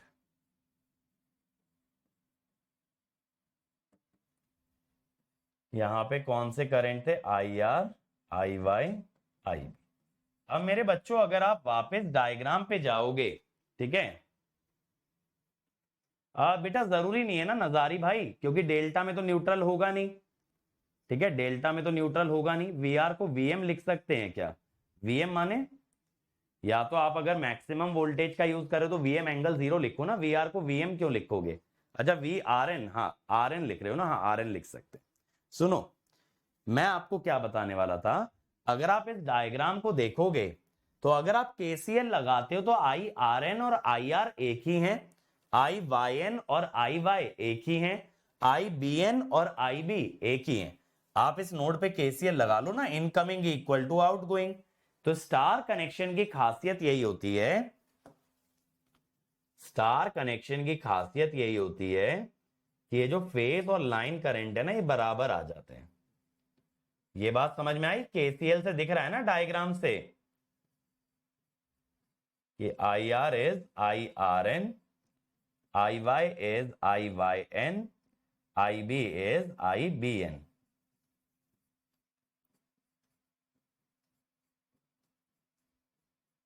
ठीक है, ये केसीएल से हमने पता लगा लिया। यहां तक बात क्लियर। अब बेटा मुझे फेज और लाइन करंट का रिलेशन तो मिल गया, मुझे फेज और लाइन वोल्टेज का रिलेशन चाहिए। अब देखो मैं केवीएल से क्या कहता हूं, अगर मुझे आर वाई जानना है, आर वाई का मतलब R minus Y, Y B का मतलब Y minus B, B R का मतलब बी माइनस आर। तो अगर मैं केवीएल से ये लिखूं, केवीएल से अगर मैं ये लिखता हूं कि R Y is V R minus V Y, Y B is V Y minus V B, and B R is V B minus V R. Simple. ऐसा अगर आप लिखते हो तो अब आप देखो आप क्या करोगे। पहले ना आप पॉजिटिव सीक्वेंस के अनुसार बना लो। ये लो, ये हुआ आपका आर, ठीक है। इससे बेटा 120 डिग्री लैगिंग आप सेम बी बना लो, सॉरी वाई बना लो, आर वाई, और इससे भी 120 डिग्री लैगिंग आप बी बना लो। ज्यादा बड़े बना दिए क्या हमने? लगता तो कुछ ऐसे ही है। थोड़े छोटे एरो बना लो। ये आर बना, फिर इससे 120 डिग्री लैगिंग वाई बना, और इससे 120 डिग्री लैगिंग, या फिर ये कह लो आर से 120 डिग्री लीडिंग बी बन गया। आर वाई और ये हो गया बी, ठीक है। आर वाई और बी। अब इसके बाद क्या करना है देखो, आर माइनस वाई करना है। माइनस वाई करने का क्या मतलब होता है भाई? माइनस वाई करने का मतलब वाई का नेगेटिव। ये देखो वाई का नेगेटिव बन गया, वाई से जस्ट अपोजिट। अब इसको क्या करना है बेटा? इसमें आर आपने ऐड करना है। तो पैरेललोग्राम लॉ से कर लो ना। मैं कह रहा हूं आर माइनस वाई को ऐसे सोचो कि आर में माइनस वाई ऐड करना है। समझ रहे हो? आर में आपको ना माइनस वाई ऐड करना है। आप ऐसे सोचो, तो आपने माइनस वाई बनाया और फिर यहां से बना दिया बेटा आपने ये आर वाई। समझ में आया कैसे बनाया? पहले आर लिया और फिर माइनस वाई लिया, आर में माइनस वाई जोड़ के बन गया आर वाई। अब ऐसे ही अगला क्या है? Y minus B. इसके लिए किसका नेगेटिव लोगे भाई? इसके लिए नेगेटिव लोगे बी का। ये लो बंधु, बी का नेगेटिव लिया। अब ये पैरेललोग्राम पूरा करोगे ना।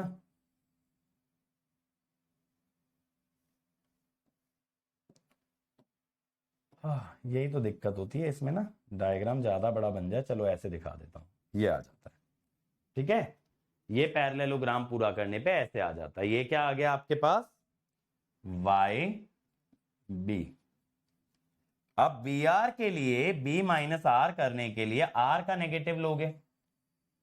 बी माइनस आर के लिए आर का नेगेटिव लोगे।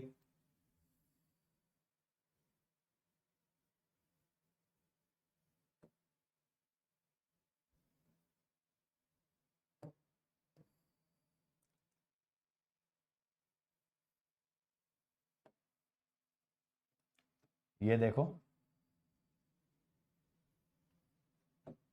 तो ये हो गया बी आर। समझ गए? ये तीन आपके पास लाइन वोल्टेजेस बन गई from your phase voltages, R Y Y B B R, ठीक है। अगर तीनों एक जैसी नहीं दिख रही तो कोई बात नहीं यार, अब इतना ही डायग्राम में ड्रॉ हो पाता है, ठीक है ना। ये बात क्लियर हो गई, R Y Y B B R. अब यार यहां पे एक चीज नोटिस करेंगे कि इसका जो मैग्नीट्यूड था वो भी मैं वीपीएच कह सकता हूं, इसका जो मैग्नीट्यूड था वो भी मैं वीपीएच कह सकता हूं, और इसका जो मैग्नीट्यूड था वो भी मैंने वीपीएच कह दिया। अब ये देखना, ये एंगल मेरा 120 डिग्री होता है, तो इसके नेगेटिव के साथ जो एंगल बन रहा होगा दैट विल बी 60 डिग्री, और ये भी वीपीएच ही होगा। जब दो इक्वल फेजर आप ऐड करते हो ना बेटा, तो उनका जो रिजल्टेंट है वो एंगल बाइसेक्टर बनता है, बीचों बीच से गुजरता है 30 डिग्री पे। कहां से गुजरेगा? 30 डिग्री पे। ऐसे ये वाला कहां आएगा? 30 डिग्री पे। ऐसे ये वाला कहां आएगा? 30 डिग्री पे, ठीक है। अब बात रह गई मैग्नीट्यूड की। तो यार मैग्नीट्यूड तो हम लोग निकाल ही सकते हैं ना पैरेललोग्राम लॉ से, बताइए।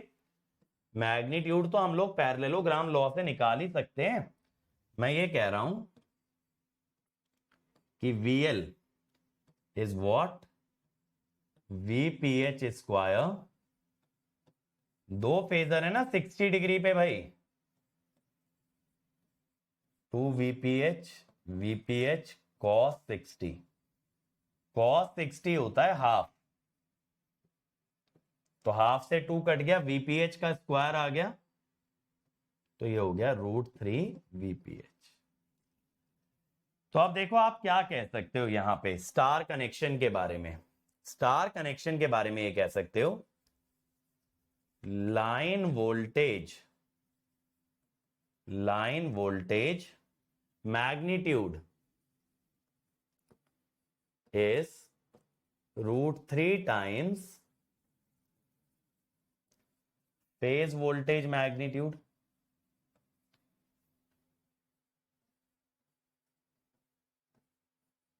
ठीक है,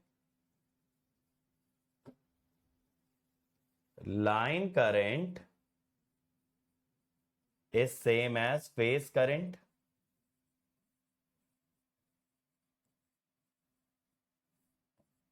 ये तो मैंने अभी KCL से प्रूव किया था ना, line current is same as phase current.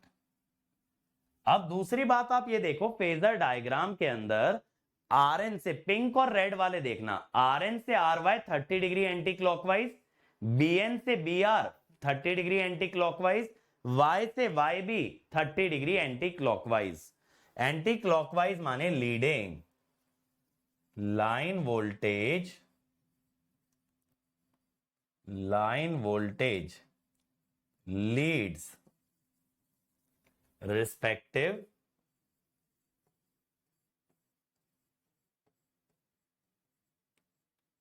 Phase voltage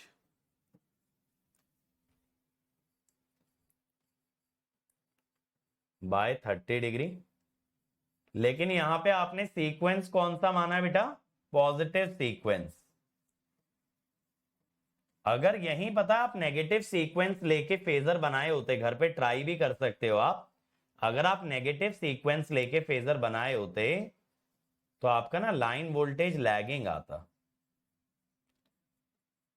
आप चाहे घर पे ट्राई करना कि नेगेटिव सीक्वेंस मानना, यानी आप A के बाद या फिर R के बाद Y मत लेना, B लेना, respective phase voltage bye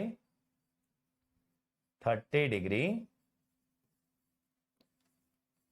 for negative sequence. ठीक है भाई, ये बात हो गई। तो ये बातें ऐसी होती हैं जो कि याद रखी जाती हैं अदर सब्जेक्ट्स के लिए भी, जहां भी आपका 3 फेज यूज होगा, इवन के मेजरमेंट तक के अंदर 3 फेज यूज होगा, तो ये बातें आपको याद रहनी चाहिए।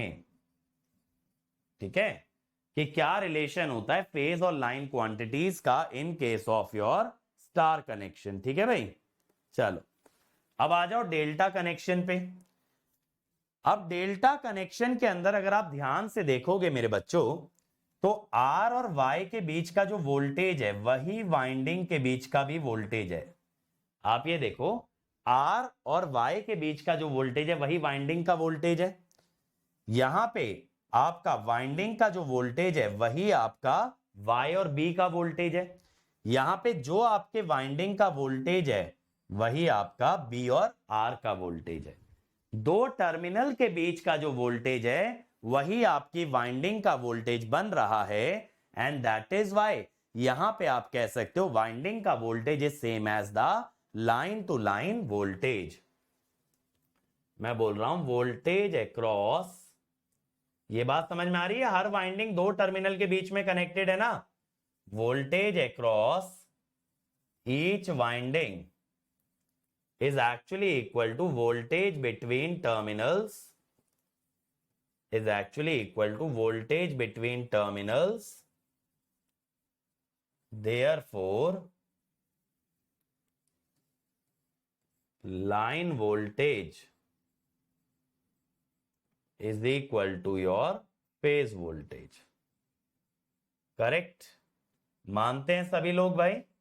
पहले वाइंडिंग ना एक टर्मिनल और न्यूट्रल के बीच में थी, इस बार वाइंडिंग टर्मिनल से टर्मिनल के बीच में लगी है, तो दो टर्मिनल के बीच का वोल्टेज देखो या एक वाइंडिंग का वोल्टेज देखो, बात बराबर पड़ रही है, माने line voltage is same as the phase voltage. ठीक है, तो आप यहां से कह सकते हो कि VR जो है it is same as VRY, V Y जो है it is same as V Y B, और वी बी जो है it is same as V B R. अब आप केसीएल से करंट देखें मेरे भाई, आप केसीएल से करंट देखें, आप कहेंगे कि आई आर या फिर आई एल वन, इसको एक काम करो, इसको आर वाई नाम दे दो, इसको बी आर नाम दे दो, और इसको वाई बी। आप कहेंगे कि ये अगर आपका आई आर है, ये आई वाई है, ये आई बी है, तो आप ये कह सकते हैं कि I R is basically, KCL देखो, इनकमिंग माइनस आउटगोइंग, ठीक है। I Y is basically Y B minus R Y, I B is basically I B R minus Y B. और पता है, ये तो मैं डायरेक्ट लिख लेता, मैंने नेमिंग पता है कैसे की है, मैंने नेमिंग ऐसे की है कि आई आर जब आप लिख रहे हो तो पहला करंट वो आ रहा है जिसका पहला सबस्क्रिप्ट आर है, और दूसरा करंट वो आ रहा है जिसका दूसरा सबस्क्रिप्ट आर है। तो जैसे आई आर में आर पहले आ रहा है आर वाई में, और बी आर में आर बाद में आ रहा है, सब्ट्रैक्शन। आई वाई में वाई बी में वाई पहले आता है प्लस, आर वाई में वाई बाद में आता है माइनस। आई बी में बी आर में बी पहले आता है प्लस, वाई बी में बी बाद में आता है माइनस। मैंने नाम ही ऐसा दिया है। आर वाई का मतलब है वाई से आर, बी आर का मतलब है आर से बी। तो आई आर जब निकाल रहे हो तो वाई से आर यानी इनकमिंग माइनस आउटगोइंग, मैंने नेमिंग ही ऐसे दी है। तो यहां देखो, वोल्टेजेस के साथ खेल के तो कोई फायदा नहीं है, यहां पे हमें किसके साथ खेलना चाहिए, करंट्स के साथ। तो यहां पे मैं क्या करता हूं, यहां पे मैं करंट्स का फेजर बनाऊंगा भाई, ठीक है। बताओ मेरी बात यहां तक जायज लग रही है? यहां वोल्टेजेस से तो हमें कोई मतलब नहीं है, यहां पे हम जो फेजर बनाने वाले हैं वो किसका बनाने वाले हैं, करंट का।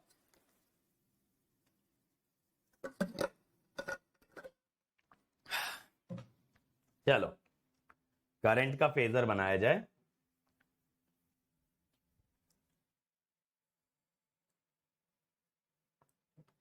ये देखो, ये मैंने ले लिया आई आर, थोड़ा छोटा ही लिया इस बार यार। ये आर वाई वाला करंट है, ये लिया मैंने वाई बी। ये डायगोनल वाले ना अक्सर मैं थोड़े लंबे बना देता हूं, अंदाजा नहीं लगता, इतनी पास से फिगर देखते हैं ना। आर वाई, वाई बी और बी आर, ठीक है भाई। ये तीन करंट बन गए 120 120 पे। अब बेटा R Y minus B R करना है, R Y minus B R करना है, तो भाई बी आर का नेगेटिव ले लें, ठीक है। एक काम करते हैं ना यार, तीनों का ही नेगेटिव बना ही लेते हैं, बनाना तो पड़ेगा ही बारी बारी से, सही बोल रहा हूं ना, बार बार क्या बनाना, एक ही बार बना लो। आप भी जानते हो मैं भी जानता हूं कि बनाना तो पड़ेगा, ठीक है। ये बन गया। अब भाई क्या करना है, देखो ये बी आर का नेगेटिव है, आर वाई में से बी आर सब्ट्रैक्ट करना है। मैं लाइट कलर ना इसलिए यूज कर रहा हूं कि ये डॉटेड लाइन मुझे दिखानी नहीं है डायग्राम में। बेसिकली डायग्राम में ना पूरा फोकस हमारा फेजर्स पे रहना चाहिए rather than these dotted line. थोड़ा और टेढ़ा होगा ना, अब मुझे लगता है सही है। नहीं यार, ज्यादा टेढ़ा हो गया।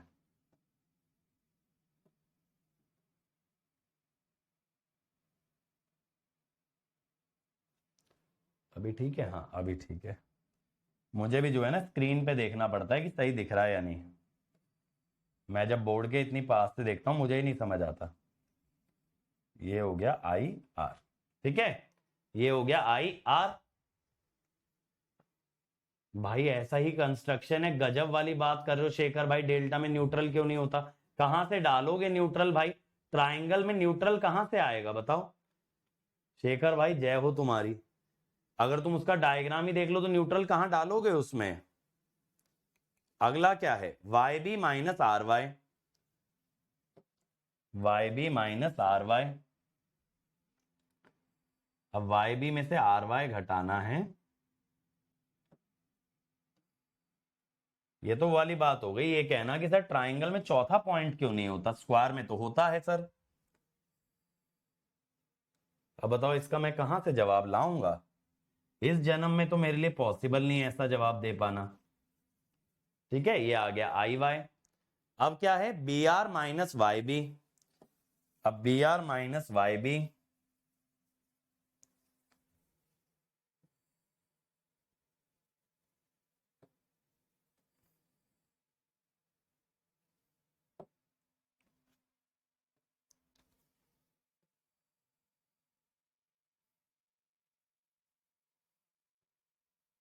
ये हो गया आई बी।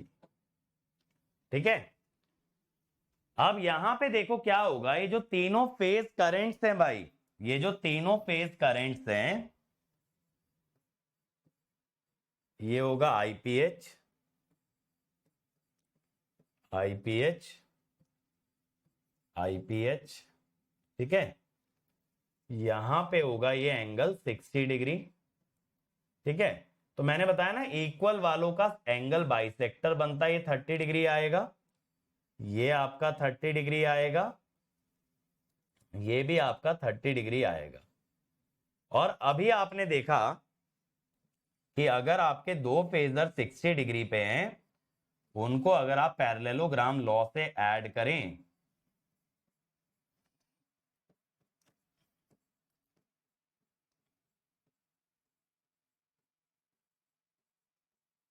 तो ये आ जाता है √3 आईपीएच।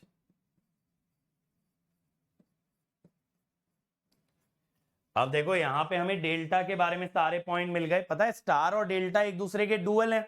अब आप देखो स्टार में आपका लाइन करंट और फेज करंट सेम आ रहा था, तो डेल्टा में क्या आ रहा है, डेल्टा में आपको ये मिल रहा है लाइन वोल्टेज।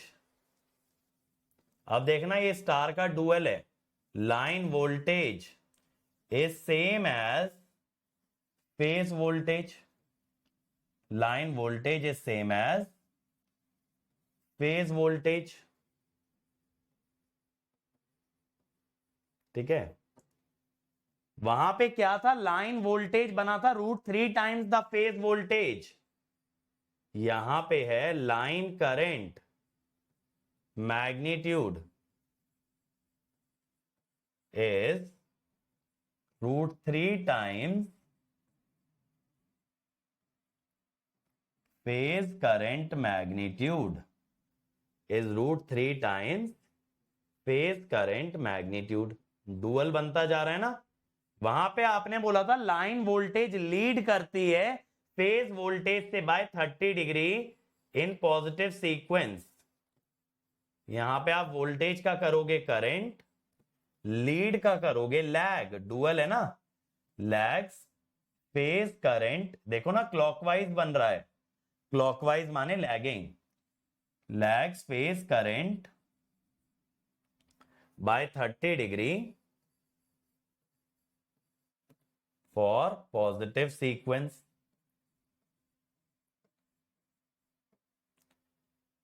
वहां पे लाइन वोल्टेज लैग कर गई थी बेटा फॉर नेगेटिव सीक्वेंस, यहां पे लाइन करंट लीड कर जाएगा फॉर नेगेटिव सीक्वेंस। समझ गए, तो अगर किसी को स्टार आता है तो पूरा डुअलिटी से वो डेल्टा कर सकता है।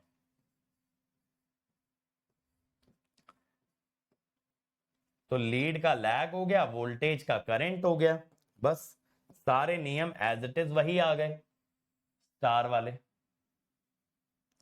क्लियर हो गया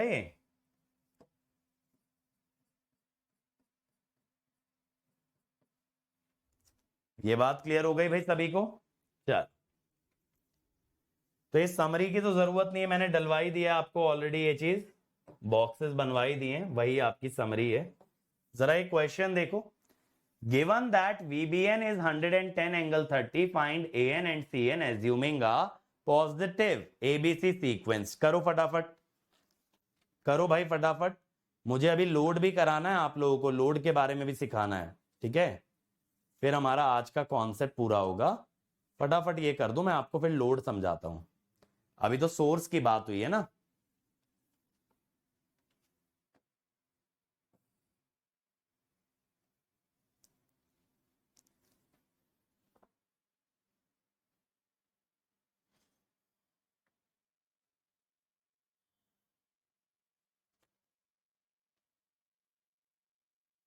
आज खत्म हो जाएगा तुम्हारा नेटवर्क। सोच रहा हूँ ये वाले लेक्चर भी मशीन के कोर्स में ऐड करा दूंगा, ताकि जो बच्चे मशीन पढ़ने आ रहे हैं पहले ही 3 फेज पढ़ लें, तब दिमाग ना खराब करें मशीन के अंदर।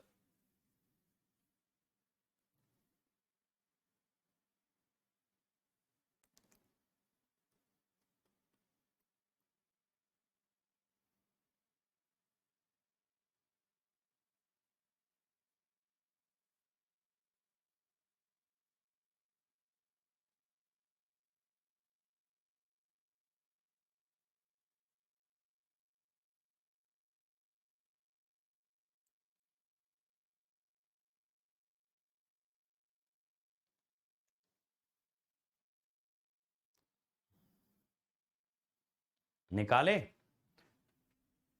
देखो भाई, ए बी सी का क्या मतलब है कि बी लैग्स ए बाय 120 डिग्री, या फिर अगर इसका उल्टा बोलो, ए लीड्स बी बाय 120 डिग्री।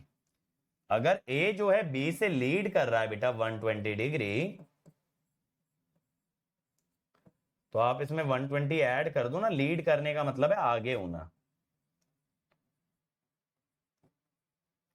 और सी जो है लैग करेगा बी से by 120 degree. C will lag B by 120 degree. तो सी एन के लिए आप 110 एंगल 30 में से 120 घटा दो।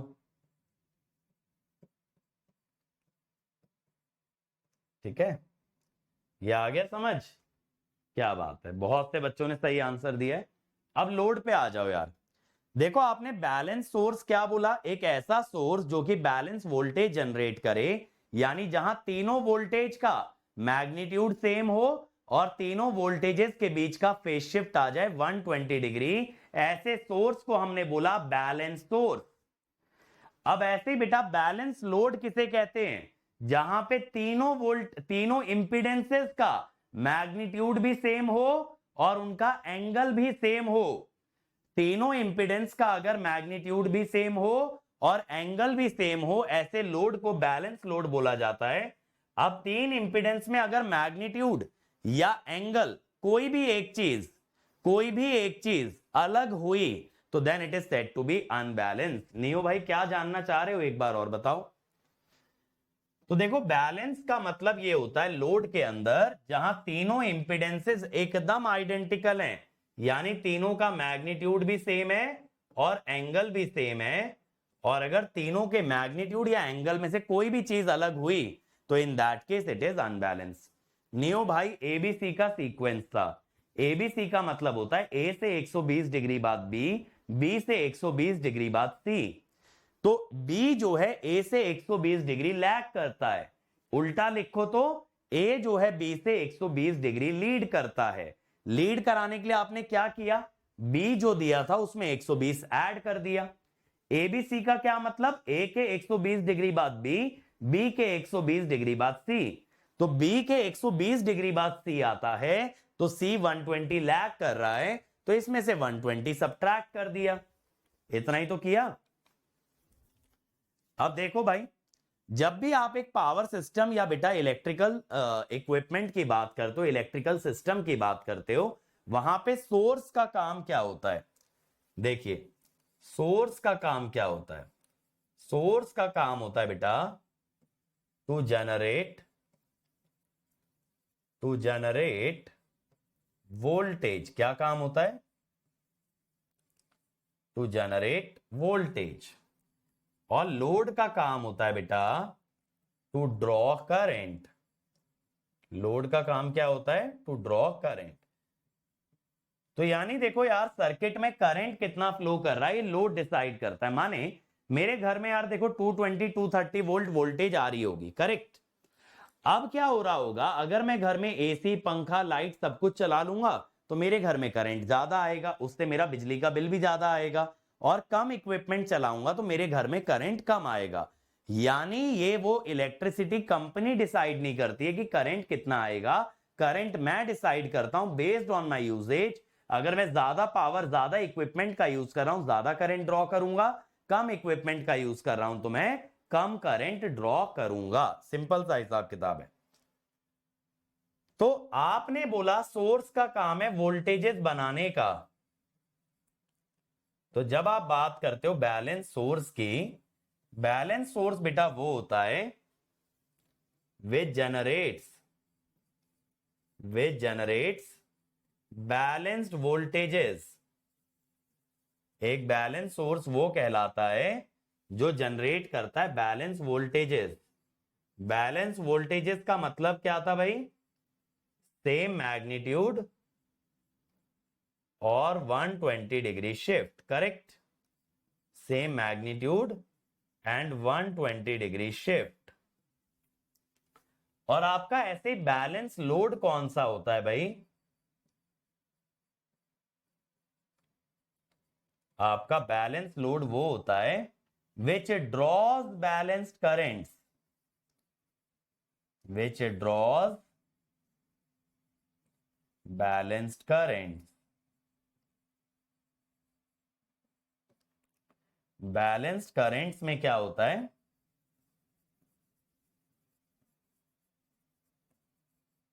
Same magnitude again and 120 degree shift. तो लोड बेटा तभी बैलेंस कहलाता है जब वो बैलेंस करंट ड्रॉ करे, और सोर्स तब बैलेंस कहलाता है जब वो बैलेंस वोल्टेजेस पैदा करे। अब लोड का भी देखो दो कनेक्शन हो सकता है, जैसे स्टार और डेल्टा। अब मान लो स्टार में आपने तीन इंपिडेंसेस लगाई, Z1 angle delta theta 1, Z2 angle theta 2, Z3 angle theta 3। ये हुआ IAN, ICN और IBN। ठीक है। अब ये मान लो कि आपका जो सोर्स है वो तो बैलेंस वोल्टेज ही दे रहा है। मैंने बताया भी था सोर्स हमेशा बैलेंस वोल्टेज क्यों देता है, उसमें तीनों वाइंडिंग 120 डिग्री पे लगी होती हैं और तीनों का कंस्ट्रक्शन एग्जैक्टली सेम होता है। तो हम कह रहे हैं हमारे पास जो है ना बैलेंस थ्री फेज वोल्टेजेस आ रही हैं। क्या आ रहा है हमारे पास? बैलेंस थ्री फेज वोल्टेज आ रहा है। तो हम ये कह देंगे VAN जो है that is V angle 0, VBN जो है V एंगल -120 और VCN जो है V एंगल +120। अब आप ये देखिए IAN आप क्या लिखोगे? आप लिखोगे VAN बाय Z1 यानी V bye Z1 angle -θ1। Sir -θ1 कैसे? बेटा न्यूमरेटर का एंगल 0, डिनोमिनेटर का θ1, तो यूलर्स थ्योरम लगा दी। अब IBN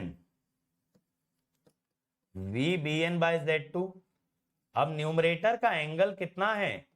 -120, डिनोमिनेटर का है θ2, तो -120 -θ2। ऐसे ICN VCN by Z3, V by Z3, numerator का एंगल 120, डिनोमिनेटर का θ3, तो 120 -θ3। ठीक है। अब क्या होता है कि आपका लोड बैलेंस तब है जब तीनों मैग्नीट्यूड ऑफ करंट बराबर हो जाए। ठीक है। लोड तो तभी बैलेंस बोलोगे ना भाई, लोड तो आप तभी बैलेंस बोलोगे। तो तीनों मैग्नीट्यूड ऑफ करंट बराबर होने के लिए बेटा Z1, Z2 और Z3 का बराबर होना जरूरी है, क्योंकि देखो ना तीनों के न्यूमरेटर बराबर हैं, तो अगर तीनों का वैल्यू बराबर चाहिए तो डिनोमिनेटर भी सेम होना जरूरी है। फिर से सुनेंगे, करंट का मैग्नीट्यूड सेम चाहिए फॉर अ बैलेंस लोड। तो करंट का मैग्नीट्यूड अगर देखो तो न्यूमरेटर तीनों के बराबर हैं, तो डिनोमिनेटर भी तीनों के सेम होने चाहिए, then only current magnitudes will be same. और आप कहेंगे फेज शिफ्ट कितना चाहिए? 120। फेज शिफ्ट कितना चाहिए बेटा आपको? 120।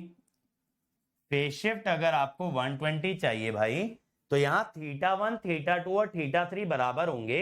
जैसे मान लो ये थीटा हुआ, तो ये -120 माइनस थीटा, ये +120 माइनस थीटा, तो तीनों के बीच का शिफ्ट तो 120 ही बनेगा। तो उसके लिए θ1, θ2 और θ3 भी बराबर होने चाहिए। यही तो अभी मैंने आपको पिछली स्लाइड में लिखवाया कि लोड बैलेंस तब कहलाता है जब इंपीडेंस का मैग्नीट्यूड भी सेम हो और इंपीडेंस का एंगल भी सेम हो। आया समझ? कहां से आती है बैलेंस लोड की कंडीशन? बैलेंस लोड वो है जो कि एक बैलेंस सोर्स से बैलेंस करंट खींच पाए, ऐसा लोड कहलाता है बैलेंस्ड लोड। ऐसा लोड क्या कहलाता है भाई? Balance load. अब ऐसे ही आप डेल्टा के अंदर आ जाओ। डेल्टा के अंदर मैं पहले से बैलेंस लोड लेके चलूंगा भाई। मैं डेल्टा कनेक्शन में क्या जानता हूं कि line voltage is same as phase voltage. पता है थ्री फेज का मोस्ट इंपॉर्टेंट पार्ट आप ऑलरेडी कवर कर चुके हो। अब एक ही इंपॉर्टेंट चीज बची है इसमें, बस पावर। तो यहां पे मैं ऐसे कहता हूं, देखो V A B is V angle 0, V B C V angle -120 and VCA is V angle +120.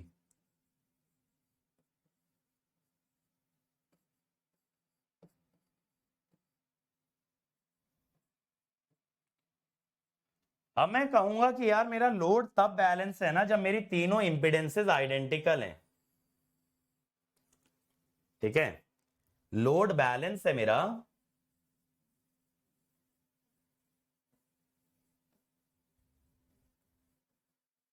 माने मेरा Z1, Z2 और Z3 तीनों सेम है Z एंगल थीटा के बराबर। अब इससे देखो, अगर आपको IAB चाहिए, आप लिखोगे VAB बाय Z1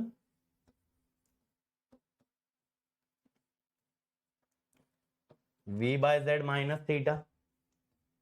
IBC चाहिए VBC by Z2 V by Z -120 minus theta.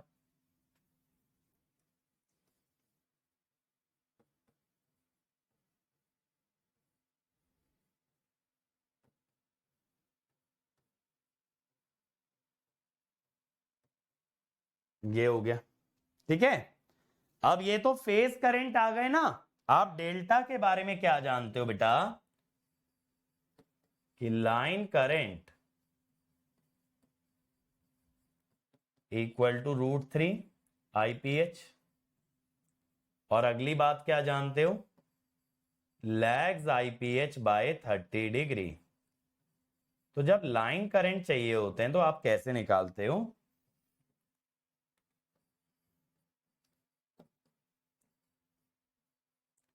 तो देखो √3 से मल्टीप्लाई कर दिया और लैगिंग बाय 30, तो इसमें से 30 सब्ट्रैक्ट कर दिया, BC से IB आ जाएगा।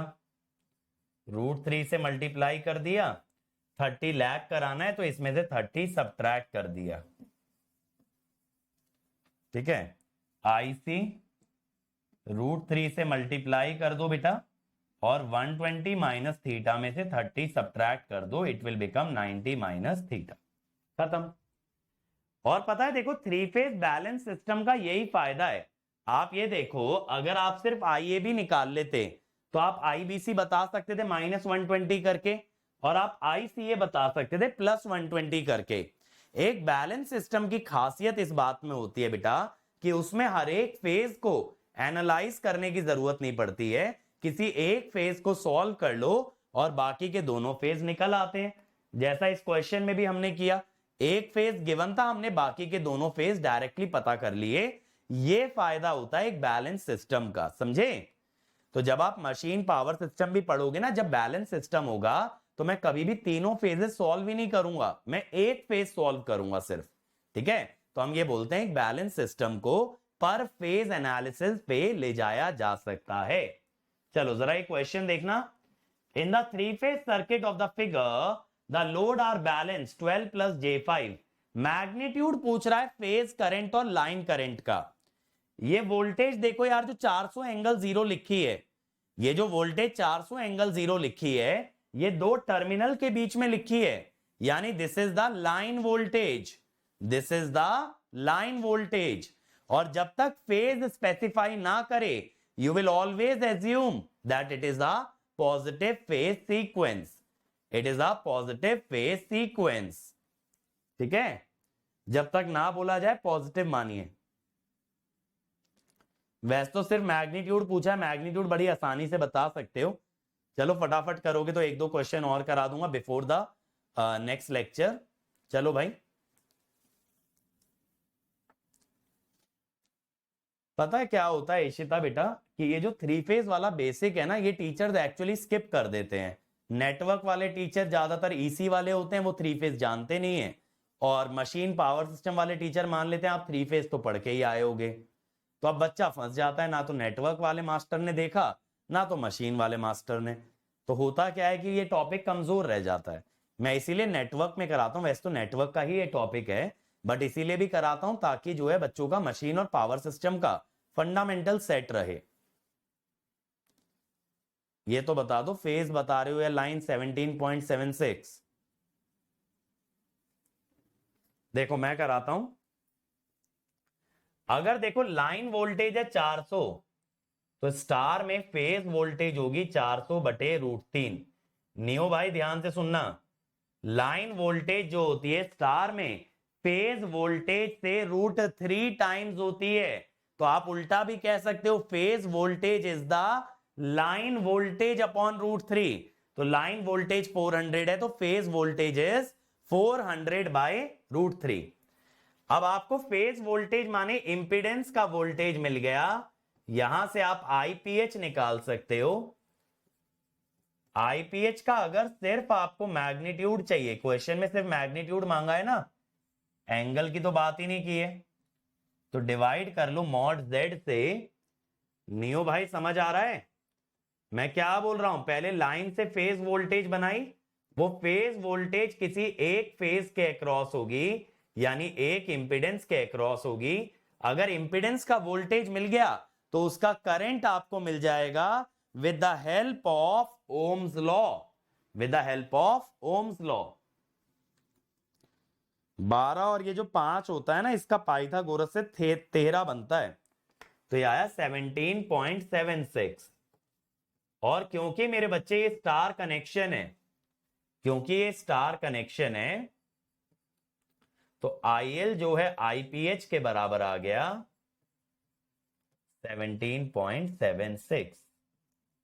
लोड का करंट पूछ रहा है ना, तो लोड का कनेक्शन देखो, लोड तो स्टार कनेक्टेड है, तो इसीलिए IL equal to IPH. Simple, ये भी कर दो अब। चलो फटाफट, कम ऑन। मैग्नीट्यूड पूछा है फेज और लाइन करंट का, देखें भाई कौन करके दिखाएगा। न्यू भाई इसका आंसर आना चाहिए, अब तुमसे उम्मीद है। चलो फटाफट बना दो यार।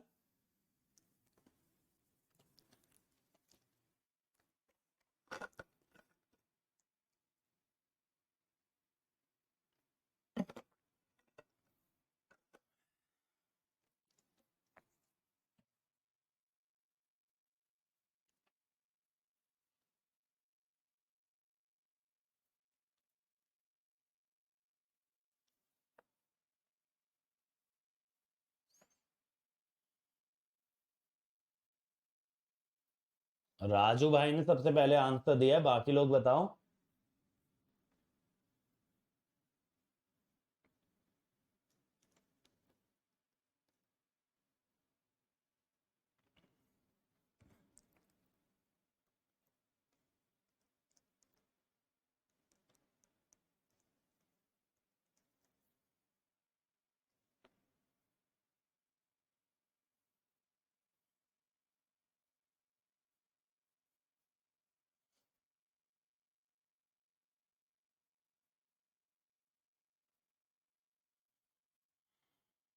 देखें, देखो यार, ये डेल्टा कनेक्शन है, तो आप कह सकते हो line voltage is same as phase voltage. ठीक है, line voltage is same as the phase voltage, तो इसीलिए फेज वोल्टेज भी कितना हो गया आपका 400। देखो करंट जो डिराइव करना शुरू होता है ना, करंट पहले फेज से ही निकालना। हमेशा इंपिडेंस के अक्रॉस जो वोल्टेज होती है वो फेज वोल्टेज होती है, इसीलिए क्वेश्चन की सॉल्विंग आप फेज से शुरू करेंगे। नियो भाई आंसर आया क्या? क्या बात है, क्या बात है। तो IPH के लिए आप वोल्टेज अपॉन इंपिडेंस करेंगे, ये बात ध्यान रखेंगे। फिर दोहरा रहा हूं, करंट जब भी निकलेगा पहले फेज का निकलेगा, क्योंकि हर इंपिडेंस को एक फेज कहा जाता है।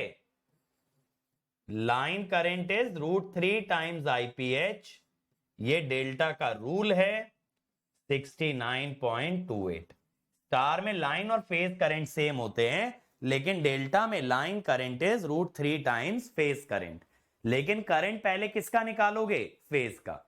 ठीक है, अब एक काम करते हैं, इसके बाद कुछ क्वेश्चन और बचे हैं वो अगले सेशन में कराता हूं, और अगले सेशन के अंदर आपको हर कनेक्शन सॉल्व करना सिखाता हूं। जहां सोर्स को आप स्टार या डेल्टा में ले सकते हो, लोड को भी आप स्टार या डेल्टा में ले सकते हो, ऐसे 4 कॉम्बिनेशन बनेंगे। तो हर कॉम्बिनेशन को कैसे सॉल्व करना है वो, और पावर कैसे निकालते हैं 3 फेज का वो, ये 2 कॉन्सेप्ट और ढेर सारे क्वेश्चन ये हम लोग सॉल्व करते हैं अगले सेशन के अंदर। ठीक है, तो 8:30 बजे मिलते हैं 3 फेज के सेकंड सेशन के साथ, उसके बाद 3 फेज आपका फिनिश हो जाएगा। चलिए, थैंक यू।